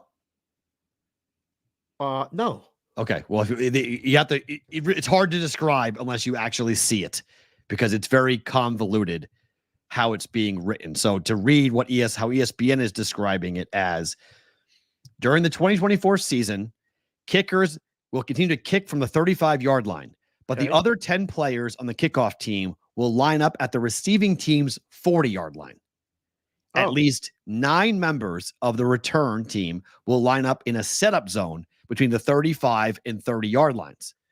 Up to 2 returners can line up in a, quote, landing zone between the goal line and the 20-yard line. No one other than the kicker and the returner can move until the ball hits the ground or hits a player inside the landing zone. Oh, my God. Touchbacks will be marked at the 30-yard line. No fair catches will be allowed. In the event a team wants to attempt an onside kick, it will have to inform the officials of its intent. Okay.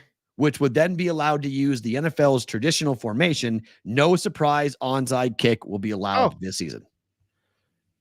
Okay. Told you. If you haven't seen it, it's complicated. You're gonna see it. You're gonna see it to believe it. already.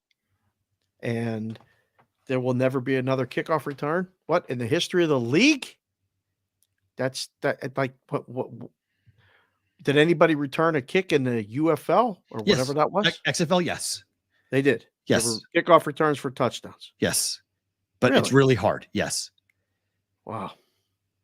So this is the idea is they're incentivizing it so you don't kick it deep. Like it's one of the things they're trying to avoid having that happen. So like I forget there's a couple of different rule nuances about how to try to make it so it gets returned. As ESPN.com wrote, the reasons for the change is clear. In its effort to reduce concussions on kickoff, the NFL the past 15 seasons has implemented the rule changes designed to reduce returns. It moved the kickoff from the 30 to 35. Take the kickoff out of the game. It's fair. Touchback rates dramatically increased over this period, and the return rate fell to a league record 21.7% last season. Number of concussions dropped as well. Did you ever play electric football? Of course. Like right, where you set everybody up. We were on bonus time. We were on bonus time. There was a great joke I could have made right there, but no. I'll leave it alone. This is I feel like you got to set everybody up in these landing zones and on this yard line, and then the kicker's just going to kick it and everybody's going to stand still and nothing's going to happen. This sounds ridiculous. You were reading that rule and I almost went like into my mic. I told you. Off. Like, what the hell was that? I'm glad I didn't pay attention. Corey's in the minority. He likes it. Okay, Corey, it's not that complicated. If you watch it a couple of times, current kickoffs are boring and useless. This is why we do the show. Thank you, Corey. Maybe you're right. I don't know. But from your explanation, it sounded caca. But maybe it's better. Maybe it is. I don't think it's better. I just think it's a change. It's going to look weird for the first couple of weeks. It's going to look really, really weird. And if you're a kicker, just make sure you're making field goals because your kickoff prowess is not going to be needed all that much. Like just kick the ball in the end zone and away we go. The NFL is planning on playing not one, but 2 games on Christmas. If you are going to be in a Survivor pool here in Vegas, if you're going to be in the Circa Survivor and really even Circa Million, we'll see how they handle it. But Circa Survivor for sure, 2 games on Christmas. This was the NBA's crown jewel. This is when people were looking forward to starting to watch the NBA was on Christmas Day. Wednesday football, Dave. Wednesday football. Last year, they're taking over everything. They are, but how do you feel about playing football on Wednesday? I don't like that. Last time they did that, they did it in the pandemic. I mean, they better find. It cost us a win when they moved the Steeler game to the Ravens. I would say this. Won it. I would say this. In December, are we still playing Thursday football games? Yes. I hope they put 2 games on Thursday, the previous Thursday, and then play it on Wednesday. What do you mean? They're going to play Wednesday and Thursday? No, my point is, I think the same 4 teams in some order, right? 4 teams, 2 games. They play different opponents. A, B, C, D, right? A plays B, C plays D on Thursday, and then A plays C and B plays D on Wednesday. So there's still a week. Are they doing 2 games on Christmas or 1? 2. Oh my goodness. 2 games are on Christmas. Oh wow. On Wednesday. Yeah, they're probably not going to do the short week for those teams. I would hope not. But you can't do a bye that late in the year. No. So that's why I was asking, are we still playing Thursday games? Yeah, LL just came in the chat, say they play on Thursdays up until week 17. They do up until the last I would put 2 games on that Thursday in order to play on Wednesday. Because that's brutal. That's not fair. To play Sunday, Wednesday, you can't do that. Even Saturday, Wednesday, it's brutal. You can't do that. I bet they'll do a Saturday, Wednesday. Probably. For one of the teams, right? Probably. Maybe 2. Wow. But that's how I would do it. I would do 2 games on Good Thursday. Point, 2 Blue games Spader. Good to see Blue Spader in the chat. Good to see you, sir. He said the NFL says they're interested in player safety, but they want games on Wednesday. Right. Huh? Good point, Blue Spader. I don't understand. The Wednesday is just, yeah, they could. Saturday, Wednesday is like Sunday, Thursday. That's true. That's what they're going to do. Good call, Whitrock. But they are. But I still think that's crap. But the Thursday nights suck. The So, Thursday night games are not good games. Oh, they suck. So it's the same problem. It's the same issue that we've seen with Thursday night football being garbage. And now it's Christmas at the end of the year in week 17. It's a big, or week 16, right? Yeah, week 16. It's a big week. It's an important week. It's playoff implications. Yes. And they'll put marquee teams on it for sure. The teams have to be coming. No, their bye weeks are done by then. There's no more bye weeks after that. Teams can't be coming off a bye. You can't have a bye week in week 15. No. They had them late last year. Remember, they had it up until Thanksgiving. Yeah, that was a week 15. I don't know if they had them into December though. Week 15 is week 15. That's late. I don't think they had. I don't know if they had. I don't know if anybody had a bye in week into December. Yes, the ratings will be fantastic. There's no debating on that. They'll be monster. Two football games on Christmas, monster. Absolutely, 100%, huge. Yeah. But the NBA will have their games as well, and I guarantee you, one of those games will be on a streaming service. There's no debating it. One of those games are going to be either on Amazon, Netflix, something. Awesome. Yeah, week 14 was the last week of the buys. Yeah. Okay. So it's too late to have a bye week right before Christmas. So yeah, 2 games on. I don't understand. Like, this is, you like that. Corey Macbeth is just going contrarian on all of this. He likes the hip swivel drop ban. It's nasty on ankles and knees. It is. No one complains about the horse collar ban. Not now. You complain about it when it happens against your team. You know, because it inevitably happens. The problem is this is going to happen more. The problem is, how do you tackle now? If I'm chest chasing on you, chest is how we were taught. Okay, back in the so day. Corey, I'm chasing you. Okay, right? I'm chasing you. Yep. How am I supposed to tackle you if you're Derrick Henry? How do I get you on the ground? I can't grab you by the nameplate. Can't pull you down. I have to make sure if I grab you by the side and try to leverage myself to pull you down, can't do that. I have to hope that I jump at your feet, which are going incredibly fast, where you kick me in my face and break my face. Hate getting kicked in the face. Or I need to try to tackle you up high, which is impossible because I'm running from behind. So I can't get you from behind because you're obviously a monster of a human being. So that's not going to work. I'm going to bounce off of you like a cartoon character. Don't want to do that. So how am I supposed to tackle you exactly? This is going to be one of the craziest rules. I cannot wait to watch how they try to do this, because I have no idea how they're going to tackle in the NFL next year. It's going to be tackling good for a while now. True. I know you hate this, but I just have to bring this up because it's crazy. Have you been paying attention at all to what's going on with JJ McCarthy? No, I mean, the Bears may take him number 1 at this point. This is one of the craziest. This is literally Zach Wilson 2.0. Yep. This is the exact same story. Yep. He may go number 2 overall. Yep. To the Washington Commanders. He's going to the Bears. And the Bears might take him number 1. JJ McCarthy, if you watched college football last year, did you ever think to yourself, that's a top 3 draft pick? And I like JJ McCarthy as a late round, first round pick. This is silly season, right? This is somebody just trying to get better prices on other things. I don't know what to make of all this because, one, I'm not paying attention. I'm actually watching the games that are being played. Okay. But you like markets, and this is a market that's moving dramatically. I'm getting don't bother me right now with this. I'm not in the risk room no more. I don't have to deal with this market no more. I hate this market. But there's a lot of legs to this. There's people talking about this all over the place. I don't know. Why does JJ McCarthy run laps on Zach Wilson? McCarthy, second. I wouldn't pick him in the top 10.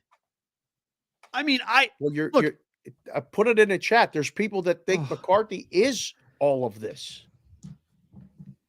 They think he's good. They trust. I do think he's good. I do think he could be a franchise quarterback. Harbaugh's assessment of him, he's hyping him up pretty good. Well, because it makes him look good. I mean, somebody had a good point. One of our friends, I believe, I don't know if it was Raheem or JJ or something. Somebody said, I can't remember who it was. They said, if you like him that much, you take him. Trade Herbert to the Bears and get the 1 pick. Yeah, go get him. That's your guy. Yeah, go get him. Bring him in. Sean Payton loves him. One snap bomb, he says. Wow. Him or Knicks or Penix? Yes, I would take JJ McCarthy over Knicks or Penix. Absolutely. Whoa. What are we talking about here, though? Like, top 5 pick? What? I mean, if you take JJ McCarthy in like 22, 25, somewhere in that range, absolutely. Did you post a poll? I'm totally down with that. Oh, you want me to do a poll? What's the question?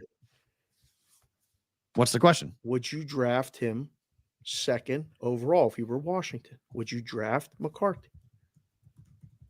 This is Yes or easy. no? Answer is no, because it's not. I don't know. It's a lie. This is a lie. There's a lot of people lying. This is a lie. This is everybody's lying. This is a complete market manipulation. This is a market. This is manipulating the market just to go ahead to get the market to a place where they can bet on everybody else. Oh, this is not real. This is straight when the limits are low. There's smoke, there's fire. No, we've seen these things before. This is Zach Wilson did get picked second overall. Yes, he did. This is Zach Wilson 2.0. This is the exact same thing. Zach Wilson 2.0. All right. Yeah, bro. I mean, it's the idea, JJ McCarthy, because he's doing it in his underwear. Whoa. All of a sudden, we're like, look out, here he comes. Played in an offense where he handed the ball off a ton. Okay, have him go to that type of team. Is that the Washington Commanders? Not last time I checked. Sorry. Look, I like Michael Penix in a late first round pick, early second round pick. I like Bo Nix in the second round. I don't like Bo Nix in the first round. I think Patriot fans need to cut it out with this whole Bo Nix crap. Okay. Like, go watch the Auburn tape. Okay. Please stop it. Like, I watched him in Auburn a lot. Okay. Well, he played with his family, so he was never around them. So that's why he didn't like playing with Auburn. Stop it, please. Okay? You brought back the voice. I hadn't heard the voice in a while. Stop it, Patriot fans. Like, seriously, stop it. Like, it's pissing me off beyond all belief. This idea that like Bo Nix is the next Tom Brady in the second round. Don't Stop. He look good in the underwear? Don't Bo Nix look good in the underwear? Bo Nix, I don't know. Patriot fans are enamored with like the quarterback has to be good looking in New England because of Brady. Like it's like they took that one Belichick quote about liking quarterbacks who were attractive and had a hot girlfriend as being like the end all be all. And that because Mac Jones was a geek and looked horrible, was an ugly dude. It's why he wasn't good. It's just nonsense. It's complete garbage.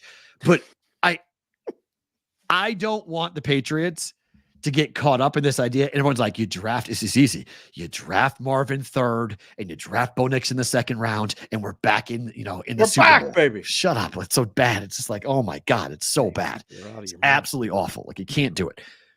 I'm really curious if this is real and you're going to pass on Drake May and Jayden Daniels. I can't wait to watch their careers. Cannot wait. And if the Patriots decide, if McCarthy goes second and the Patriots are sitting there with their pick of Daniels and Drake May, that's a nightmare scenario because now you got to trust the evaluation. They don't get it wrong. What if they have the opportunity to pick McCarthy? They do. They should, and they should pass. He might be your quarterback. This would be great. And not a good looking guy. There you go. Another one. He's a good looking Michigan guy. It's Brady 2.0. Yeah. You talked about him in his underwear. I have the Saks read right here. I'm going to read it just for practice. Saks ballpark pouch underwear reinvented. Designed to reduce friction, this 3D hammock-shaped pouch keeps your man parts in place, features breathable mesh panels, and non-chafing flat-out seams. Saks, that one was for free. Reach out, email the show, ask the bvb@gmail.com if you'd like to be involved. I don't want to have to. I mean, I love the Saks underwear. Apparently, JJ looks good in it. If he goes to the Patriots, there's so many people saying trade the pick. Patriot fans all in the chat are all saying trade the pick. Yeah, there's a lot of people want. Look, you people don't even like when you are bad and you get an opportunity. Belichick conditioned everybody. I mean, Belichick conditioned. He conditioned the fan base. It's better to trade down, take multiple picks. I hope the Patriots stink for the next, however long this run of this show goes. I hope they stink. This will be fun. You're going to need to because the Celtics and the Bruins aren't going anywhere, and the Red Sox. Fine. We'll deal with that in the spring. By the way, I will bet you Red Sox are going to be better than the Pirates. They're going to be better. Red Sox are going to be better than people think. Watch out. I'm telling you. Watching their game yesterday. Red Sox are going to be better than people think. I was like, man, Who's that kid with the blonde hair? Uh-huh. And he can run like the wind. And like, passes at first, and the kids are coming. They're not going to be in the playoffs, but the kids are going to be 500. The pitching, hold on. The pitching, the lineup looks good. The pitching, it's awful, but at Fenway, you don't need to have a great pitching lineup here we to win. Go. Go 500. Team. All right, that's fine. I've seen it my whole life. The Red Sox being a softball team is the story of my life. That's what they do, and they go 500 when that happens. So I mean, well, Ross, I'm with you. Okay, to be mediocre with a QB at 3, but if your guy is the guy, you build around him.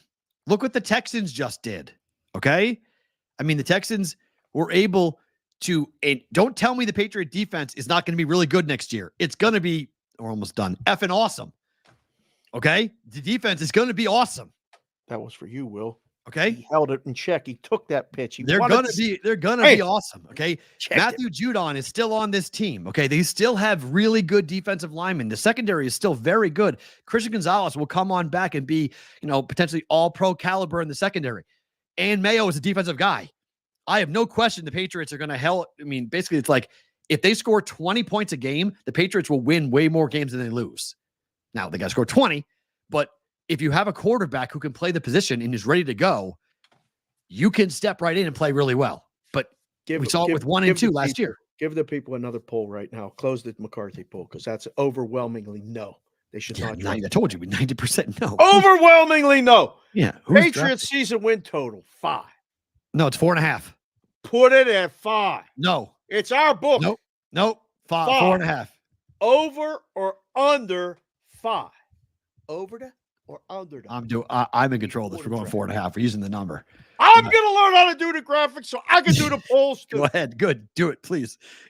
Under, Ross, who wants it? Come get it. Make bets. Over. They're winning 5 games next year. They're winning 5 games or more. No matter who they draft? Doesn't matter. They're winning more than 5 games next year. Oh, boy. You got 2 against the Jets out of the gate. The Jets are going to be much improved. Haven't you paid attention? Are they? How many games are they going to get out of Aaron Rodgers? He's out of back, Crazy baby. Man? Is he back? Really? He's back. We're hurt by week 4. There's an under. There's an under. There's an over to.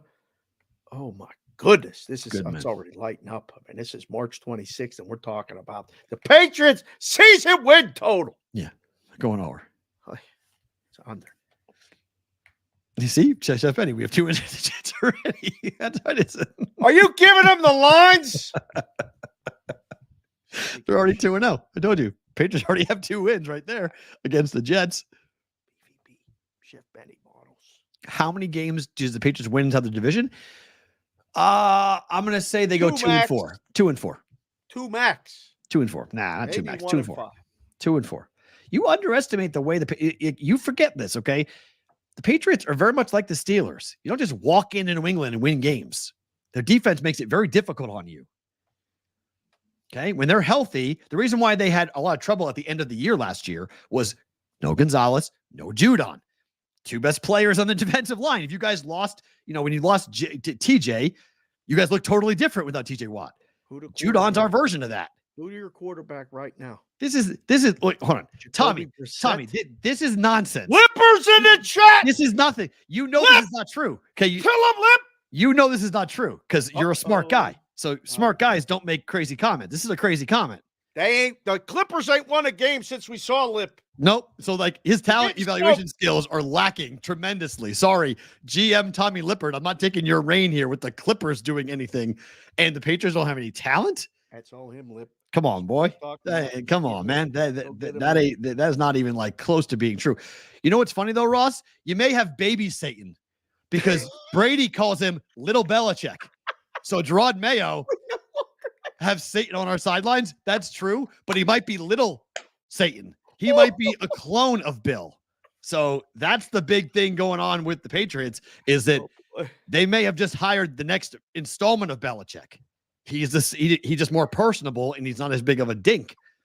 So I'm just telling you, Gerard Mayo might be baby Satan. It really is possible that he has a very similar way of doing this.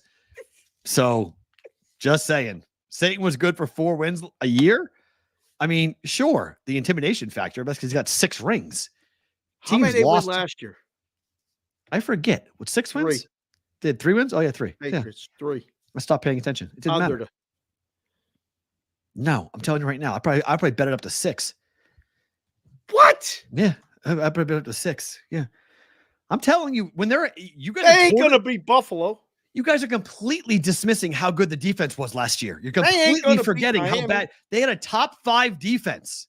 Top 5 defense when healthy, and they're going to be healthy next year. Plus, with more talent coming in. I'm telling you, they're winning 6 or more games next year. Just telling you. Oh, all right. That's good. Yeah. I hope Mayo comes out with the cutoff hoodies. How awesome would that be? Oh, stop. Addison, let it go. No more cutoff hoodies. That would be awesome. No. If that were to happen, it would be tremendous.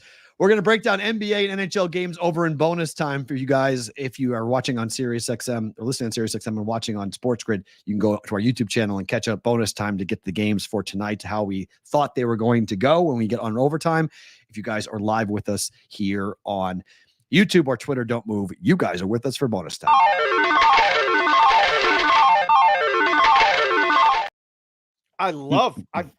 We're in bonus Rainmaker, time. what do you want? 2 and 15. What do you want? Name it. Whoa. Name Whoa. Let's go. Lewis. Name it. I'll bet Lewis. It's March. What do you want? Patriots 2 wins over. What? Name it. I'll bet it right now. Holy crap. Stop. Right now. Bet it right now. Ain't happening. I love when the lip comes in over the top rope. I mean, the fucking lip showed up. That was great. I love it. This is good. Did you see, by the way, I guess you don't, there was some guy in the chat when we were talking to David Payne Purnham, like on Twitter, that he was like throwing out the most wildest allegations I've ever seen. Like, it was wild what he was writing. I'm not even going to repeat it because it's just so disgusting, but I couldn't believe it. Like, the hater of haters showed up for David Payne Purnham. I was like, what is happening right now on Twitter? Really? Yeah. It was unlike anything I'd ever seen before. In our 2 years of doing a show, I've never seen somebody go into the chat and start accusing a guest of things like that. I was like, I'm not putting it on the screen. I'm not even going to acknowledge it, but what the hell is going on right now? Like, some lunatic was on Twitter was going after data, like constantly, like posting. I'm keeping an eye on the YouTube. I don't need to get another. I see Twitter. It's all in one place for me. It's all listed. Okay, yeah. I'm only watching the YouTube. Yeah, because on StreamYard I see it all. So it was like, what the? It was crazy. Anyways, all right. Golden State laying 2 at Miami tonight. Total is 217.5. NBA. A couple games to break down. 3 games to talk about. NBA. Yeah. By the way, do you see me on the road? Do you see me cash the worst ticket in the world and it cashed easily? Not even close. There was a live total of 189.5. This is yeah. I was on with Ranieri and I was laughing. I said, P-Rolt's on the under on the Brooklyn game. And I was, the Toronto stuff, it was like touchy. Like we were afraid to even talk about it because I was like, I don't even know what to make of that. Yeah. Last night it was real fresh. I read David's article this morning and I thought P-Rolt was on the right side. That game was dead under. It wasn't even the whole time. It wasn't even close. It was just I did not get the line move. There's a couple of games I have no idea. I don't get the line move for tonight. Sidewise here, I don't know what to make. I'm not touching Golden State on the road. Okay, this is wait and see what we get. Under though. Under. Yeah. Okay. Under. Yeah, we didn't have time to really talk about the 30-point. It doesn't matter, guys. We told you on the show, stop betting the Boston Celtics. I'm going to say it again. Stop betting the Boston Celtics. They don't give a fuck. We had too many guests to have what happened last night because that was going to be the first thing I brought up. They were killing them. 30 points? They don't care. They don't care. Really they don't care. Really that was a pickup basketball game. It was like, oh, they're coming back. You can have it. They have 15 losses. The Boston media, I love them. This is by far the worst loss of the season. I'm like, guys, they lost 15 games in total. No fucking shit. It was the worst loss of the year. In blowing 30-point lead. What are you guys like? Breaking news. This is the worst loss of the year. Oh no. Look out. Stop. People are incessant. I was like, cut it out, guys. It doesn't matter. Now, their lack of interest scares me. Their fourth quarter has always scared me. It's par for the course for this team. They're the best first half bet in basketball. They kill everyone in the first half. Flew over the total. Over, laying it, team total, all of it. Over. Second half, they don't care. They don't care. Yes, good joke, J Dow. It's definitely one of the top 15. Absolutely. Yes. One of the top 15 worst losses of the whole year. Their 15th loss. Stop betting sides and totals with the Celtics except for the first half. Okay. First half, lay the points. First half, team total over. That's it. That's it. Nothing else should be bet with Boston to the postseason because they have it all wrapped up. All of it. They don't care. They don't care. As you saw last night, they're like, whatever. I was laughing. Benny said Dave woke up and chose violence. Came to troll me on Twitter. I just posted something. I was just seeing if Benny was awake, if he was actually auto posting or what, but I just had to respond back.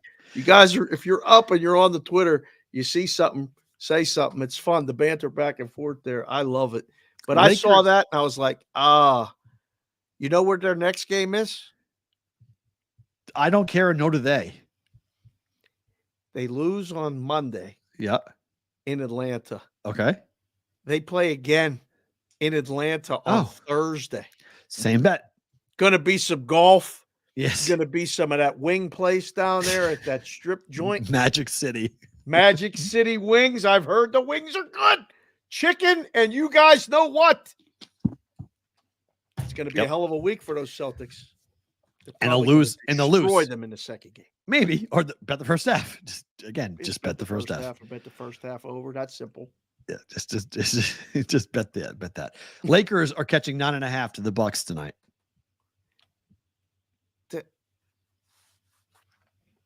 This ain't high enough. Ooh, interesting. I don't want nothing to do with the Lakers. I bet this game, but I'll play you. How many points will you give me to take the Lakers? 9.5. That's not the number. I want 12. Well, I'm not giving you 12. That 12, I need double digits. I'm not taking less giving you that. than 12. What about the total? You do that to me. LeBron is out today. Oh, I mean, what's the total now? I got the best number then. That's good. The juice said that's good. That's it. LeBron is out. AOWN. What's the total? No LeBron. What did the total go to? 232. Oh, it didn't move. Wow. It was already baked in. Okay. Interesting. 232. That's what I played last night. Okay. There's two places it moved to 231.5. They're probably watching the show right now. They may move it again. If you guys do, just shout out to BVB if you do. That's no problem. Appreciate Sacramento hosting Dallas. Dallas at Sacramento. Sacramento hosting Dallas. I was just seeing if you're paying attention. Okay. Same. You said the same thing, just different words in different ways. Said the same thing. Okay. Yes. Sacramento hosting Dallas. That's what I said. It's good. You're listening. Yes. Dallas wins this game, no? Yes. But why is the line this? Because I think the books think the Kings are going to win. Yeah. The Kings are going to win. I hope they do because I bet the over. The Kings are going to win. Everyone betting the under. I'm going against the world today. Holy crap. 233.5 though. I'm betting against the world. Oh, okay. Sacramento will probably win the game. No way. If you're right, over. Over to? Both these teams are over teams. They've been dead unders for the last 10 games. They're both due for a regression to the mean. Over. This is more of a feel play for me, more than a numbers play. Okay. Yeah, Dallas off a back-to-back. I like it to the over. Less defense, more opportunity for it to run for Sacramento. Covey said Onyx is better than Naked City Pizza or whatever that's called. Magic City. Explain this. Painted one mean? Oh, so all the places, amazingly, in the entire world that have a sports book have decided to make this game one. Same and number. It's painted like on the side of a barn or on the side of a scoreboard. Everybody, you just paint the number on there because you don't use chalk. You're not erasing it. Everybody's painted it on their odds board or on their app. That's the definition. That's a good question, LL. Yeah. Appreciate Two that. games in the NIT. Since he's at Indiana State, the winner of this It's a good basketball game, goes. Indiana State gets to go to Hinkle Fieldhouse. They stay in state. If they win this, they go. They're the 1 seed. They're hosting Cincinnati. Yeah. And they go to Butler. They stay inside the state of Indiana if they win this game. surprised it's only 3.5? No, because the world's on Indiana State. Is this bad? I'm not betting it. AOWN just came in and checked. This is a really hard. If Cincinnati wants to play, this is a hard game. Patterson. Is this true? Say again? Steelers are signing Cordarrelle Patterson. Yeah, okay. He's a hybrid wideout running back. That's fine. He was great. He was great for the Patriots 6 years ago, so you can have him. Thanks. Long time ago. I want to see Indiana State win. I'm excited to watch this game. His total is 155. I hope they light it up. I hope this is entertaining basketball. I'm excited to see this game. I'm watching this game. I'm excited. I don't know. I lean towards Cincinnati. You do? Yeah, because if Cincy wants to play, they win the game. But do they want to play? I mean, they're on the road, hostile environment. This is a much bigger game to Indiana State than it is for Cincinnati. Yeah, that's okay. So motivational wise, it's all Sycamores. They want this game. I think I like Larry Nerd more than Kareem Abdul-Jabbar. Larry Nerd is a better nickname. I like that better. That nickname's awesome. Larry Nerd is tremendous. I love that. I mean, that's kind of funny. I don't mind it, but see, yeah. See, Covey, there you go. I agree with you. I think I'd be on Cincinnati too. Money line Cincinnati for Anderson. Yeah. I mean, Covey Cincinnati money line. When I go contrarian, that's the contrarian play. Everyone is on him. Right. And see Roger Long, money line Sycamores. Tell him, Raj, legend Roger Long. Senior brigade member, but legend. Larry Blurred is pretty good too, though. Oh, because of glasses. Oh, good call, Sonic. Milk. I don't like Milk Chamberlain. I'm not a very big fan of that. I like my favorite is Larry Nerd. Larry Nerd's tremendous. That makes me laugh every time. The other brackets, the other side of the bracket, or other side of the game is, or one of the Final Four teams, Georgia at Ohio State. Nice run by Georgia. Surprising run by Georgia. Beating Wake Forest was a surprise. That was a big surprise. They get smoked tonight. Smoked. Ohio State's playing really well. They're playing really well. Yeah. I don't the like coach got the job. I don't like Georgia's chances here. Yeah, smoked. Okay, we go to the NHL. Boston at Florida. Game of the night. Big game. Wearing the Bruins hat. Big game. Can't wait to watch this. Total is 6. My Florida beach hat on. BBB model. Florida's winning this game, P-Roll. Hate to break it to you right now. Really? Yep. Swayman's in net. Swayman's in net for the Bruins. Okay. Boston Bruins are 18-7-9 on the road this year, straight up. 21-11-2 Florida. Bruins have won the first 2 meetings. 3-2, 3-1. Both in Boston? No. Last one was in Florida. Beat them 3-1. Oh. I thought both were in Boston. This is the team that beat them last year. They get up for these games. This is a big deal for Boston. Big deal for Florida, too. Yeah, but Boston's better when they get up. What did you just say? Boston's better than them when they get up. All right. Panthers had lost 4 games in a row before beating the Flyers 4-1 in their last game. Tied. Both teams are tied with 97 points. It's a big game. This is a good hockey game. This is going to be some physicality. Draw. Yes. Draw. Bet it. And then my over 98.5. If the Bruins win, my over 98.5 cashes tonight. You like the game to go over or under the number? Under. Me too. 3-1 final. 3-2. Who? Maybe 4-2 with an empty netter. That pushes, but who? I think Florida's winning the game. Okay. Yes. 100% I'll be watching this game. Good call to Juice. Bobrovsky against the Bruins this year has a record of 1-1. 0-1-1, 0-1 and 0-1. Okay. 6 goals again. 6 goals allowed in 2 games. That's fine. That's fine. Florida's winning this game today. Okay. New Jersey's at Toronto. Please. Over, right? Over and the Maple Leafs. Yep, agreed. Vegas is at Nashville. Please. This is interesting. Vegas, big win last night in overtime. Yes. Got it done.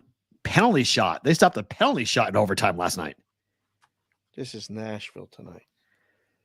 1-1. The Knights won it at home 4-1. The Preds, this is the first game in Nashville. Both games were in Vegas. 4-1 the first one, 5-3. Predators won in Vegas last time I played. They look Vegas, better too. Golden Knights have won. Golden Knights have won 4 of 5. Preds have won 5 in a row or more than that. Preds are super hot. They've won 5 in a row and 7 of 8. Yeah.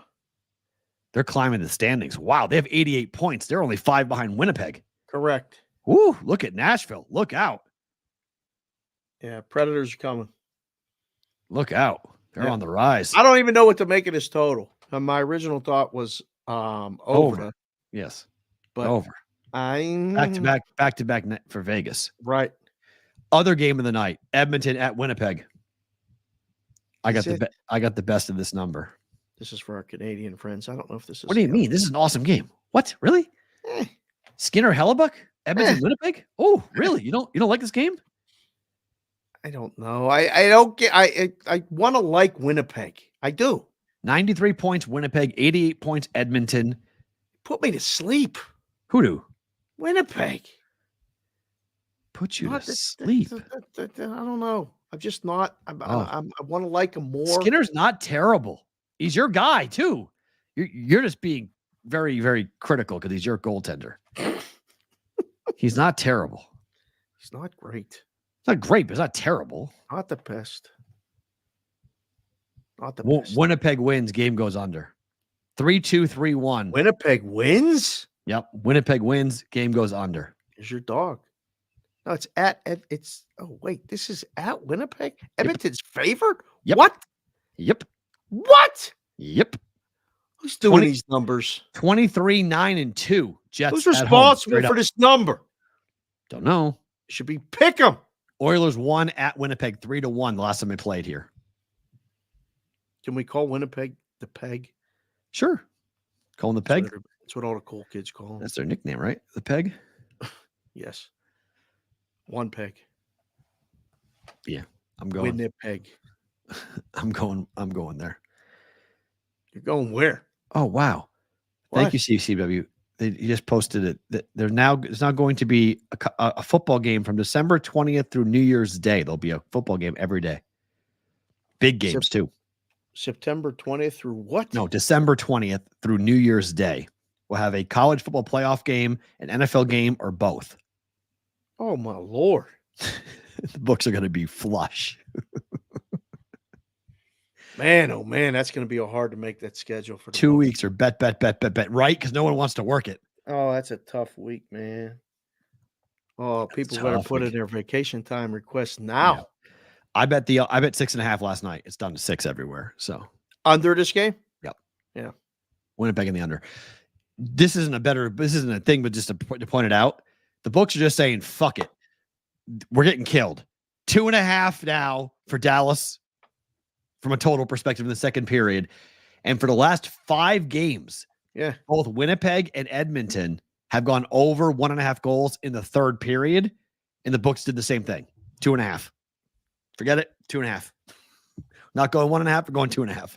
Well, yeah, we don't need to waste. So if you want to go 3 goals in the second period with Dallas at San Jose and 3 goals in the third period with Edmonton and Winnipeg, it's a monster like 5-1 return parlay. It's like plus 175 and plus 180. Wow. Yeah.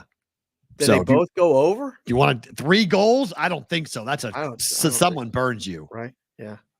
But yeah, you can find it's 200 or higher. Most books aren't there. DraftKings, FanDuel, Caesars. Nope. It's 2.5. Oof. Yeah. Right. Scheduling vacation now. Right. Yes. It's a good point, J Dow. I was better do that, J Dow. It's right. The 20th into New Year's Day. Monster. So if you like betting trends, the books aren't going to give you the 1.5 very much on that. Right. No. It was like, yeah, we're not really going to play it around. Oh, time for better to bet.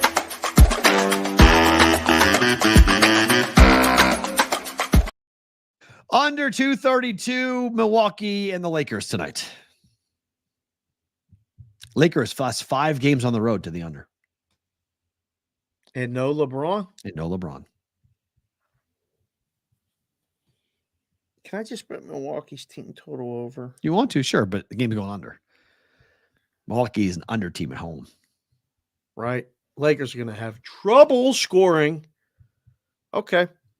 Bet it. But I just want to bet the Milwaukee team total over. Let's see. Yeah. And over 236.5 Kings. I have the worst number on the planet again. Let's see if I can cash. Did last night. True. I don't know. I'm going to trust the line move here with this one and Okay. say book it. And then I have the best number again. Under 6.5 Oilers Jets. I like this one. Okay. We ain't done it in a while. Well, you can't get 6. You can't get 6.5. Only get 6. Hold It's on, paying let at me 6 see. everywhere. 6.5. Even FanDuel, I think. FanDuel's at 5.5, I think. All 6. Yeah. I was going to say B squared, but we can't because it's can't. not widely available. Let's get to super chats from Mikey Awesome. Always We use got some protection today? when banging around. Damn right. Strap it up. I call this the jingly key method. When you get your baby's attention from something bigger by jiggling keys, they're about to uncover a big betting ring MLB wide. I hope you're wrong. If that's the case, we're in deep shit. If that's the case. Does big business know something? And then Sven, isn't Illinois State, Iowa State a great parlay? If you like Illinois in offense, take the over. If you like Iowa State in defense, take the under. Both at plus 230 to 250. Same game parlay. Not bad. But, Iowa State's won games that have gone over before. So it's not like an Illinois State could win an under game, like 66-64. So it's not guaranteed to cash, but right. It's not horrible. It's not a bad way of playing it, but it's That's risky. not. But That's it's risky not. because you're whenever you're adding a leg, you're making it more difficult for yourself. Right. And sometimes the odds aren't always reflective of that. Right. Favorite thing about today is what? 2 things.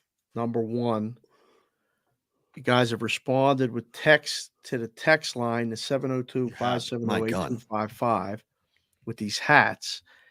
This morning, woke up to a couple. Last night, I went to bed at 8 o'clock. Wow. I shut it down after Sports Grid. I was done talking.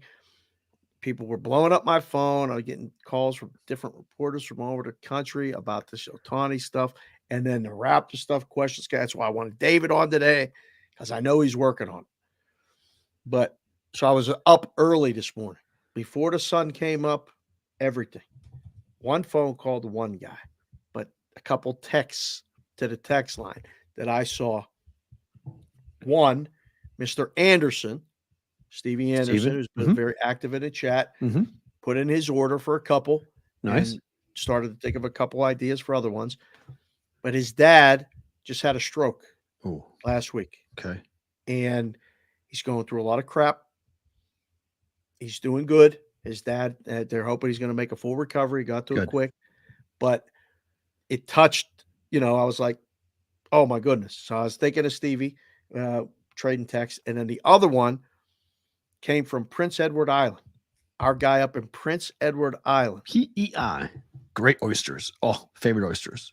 Them and Duxbury. It was fantastic. He said to me, I love your show. Oh, I have it here. Hold on. I lost it. I don't know where it's at. Hold on. Damn it. I had it. Anyhow, it was, I can't find it. Damn it. It's okay. I wanted to read it. It was really cool. He said he checked with the wife. Did Jess delete it? I don't know what happened. She goes through and deletes everything on the app. No. She ain't touching nothing. She got a lot going on too. That's a whole nother story. So anyhow, the admin might have got to it, but George is getting a hat. We'll get it out as soon as we can. He's like dreaming about an Eagles hat, an Eagles color hat. I said, well, the Kelly green or the modern green. If you had to pick, which one would you pick for that Eagles? In a BVB hat or an Eagles hat? Well, he wanted Eagles themed colors. For a BVB hat? Or a BVB hat. Kelly green. That's a tough one to match. That's Just a problem. Just all white. Oh, you mean the hat itself is tough to match? The hat itself is tough to match, one, but that Kelly green at the Eagles hat is perfect. They should always wear those uniforms. They should go back to those all the time. But it was really cool. So it was everybody was sleeping in the house. The dog was sleeping. Everybody was sleeping. I could stay focused. It was about very early this morning. It's nap time after we do this show. Nap time. Let me stop the poll. 56% of the people, Patriots over. 56 on the over? Yep. Okay. On the over. We'll keep an eye on that. This just caught my eye because it's funny. We were talking about men and happiness yesterday during Favorite Thing About Today. Mm-hmm. Do you see what Jim Harbaugh said about where he's going to live for a while because his family's not coming out for a bit in LA? No. He's going to live in an RV. Jim Harbaugh said, it's been great just being by myself. I've always wanted to live in an RV. He's going to live in an RV in LA for a while. Really? I think this is awesome. I would 100% do this. Yes. You tell me you wouldn't want to live by yourself for a little while until if you had a chance to move out for like 4 or 5 months, just live by yourself in an RV on the beach in California. Oh, is it going to be on a beach? You can put it wherever the hell you want. He's making millions. You can find the best place, the best RV, build your Taj Mahal. I would love to do this. This is like a dream. Let's get a place overlooking the beach right there. Yeah, but it's hard to buy it. And you know, the wife might be sort of like, you know, she's particular. She wants a certain place and she wants the way that it is. I think most men who are married and have kids would sign up for 4 months of solidarity on an RV beach today. Where do you sign me up on it? Women don't get that. Women don't get that men would like that opportunity to just be alone for just a little bit. Jess, you're not home, are you? Kids, anybody home? No? Grandma, you listening? You're fucking right. You're fucking right. Guys, and I'm not an RV guy. I am, but that sounds like a dream to just get away, focus on just your job. It's a temporary establishment. You wait for her to move out after the school year is over because the kids are still in school. Get a couple of months of just kind of hanging out with a dog in an RV, opening up come out and then you let it all hang out and it's right in the ocean. I'd be in heaven. Oh, phenomenal. I saw that and I was like, man, it was like, that's the guy dream right there. Especially when you get to our age, it's just, you know, I'm living it now. So I'm not going to argue that I love my life now, but like for guys who are wrapped up in like, just give me a week, give me a month, just give me a second just to be alone for a bit and not have any responsibilities. An hour. Take an hour. Women hate how little it takes for men to be happy and satisfied. There is some truth to that. I mean, there is some truth to that. Yeah. I mean, hell, give me 2 weeks of it. Yep. I'm getting goosebumps just thinking about it. Me too. I mean, it's okay. Your girlfriend might be looking at me like I'm nuts, but it's women don't understand this. They don't get the idea that living by ourselves in an RV on the beach when you're hit like 50, 60 years of age and you're not doing it to meet girls. You're not doing it to throw parties. You're just doing it to be alone, to just be left the fuck alone. It's incredible. The idea of it, the dream of it, to just get back to how we used to have it. Because when you're 30, you don't understand this and you get to 50 and you're like, I want my 30s back. And it's not because you don't love your mom, your wife, you don't love your family, you don't love your kids, not gonna any of that. Just sometimes you just want to be disconnected from all of that for just a little while. See, I did that already. I did this all in reverse. When I was in Curacao, I did this. I was by myself on the beach. I worked every day. Yeah, but you were kicking yourself in the ass though. You were busting your butt. I was, but I was by myself. Like I learned. I look back now, and I always like being by myself. As the oldest of 5, as soon as my brother Dan was born yesterday, 52 years ago, I was never by myself again until I went to Curacao. I mean, when I went to Penn State, I went first, and then my brother lived with me, and my other brother lived with us. That's why men golf. That's absolutely right. Just 6 hours in the middle of nature with nothing around, just hitting a ball and having a drink. That's it. Listen to the peace and quiet. I used to go and listen to the ocean every single day. Oh, wow. Yeah, Down in nice. Christmas. And just sit. Yeah, But right. I mean, you give me 4 months, I'll read half the library. Like, I just sit and read. And his wife and family will come out eventually, but like where They'll he come wants out to for live. games. No, they're gonna. I mean, he said it's temporary. It's just until they figure out where they want to live. Like Right. for now, it's like a once in a lifetime chance to just go and grab an RV. Airstreams are so awesome. I mean, you go get an Airstream, you go put it on the beach. Oh, give me that. Dream scenario right there. Yes, tin cup style. Absolutely, Joel. Really? Yes. Airstreams are like luxury liners. They're so nice inside. Oh, and you pull those. You get a full-blown RV that you drive. Gotta clean the shit. What do you mean? It's easy. It is? Yeah, it's a septic tank. It's all when you go get the high-end ones, it's easy. High-end ones are simple. Okay, I'll take your They're word. all luxury. I mean, I've driven $1 million I don't want to RVs. clean none of that stuff. Yeah, the wife will pick the Can I house just out. get It's a great. penthouse overlooking the beach at like Santa Monica? Yeah. You can, but why overpay for it if you don't need to? He's a frugal guy. Oh, He doesn't want to go and buy just anything. He wants to get there with the whole family and buy what they want and get what they like and just do it temporarily. Just stick it down there for a couple of months until he figures out where he wants to live. If everything about until today she follow. figures out where she wants to live.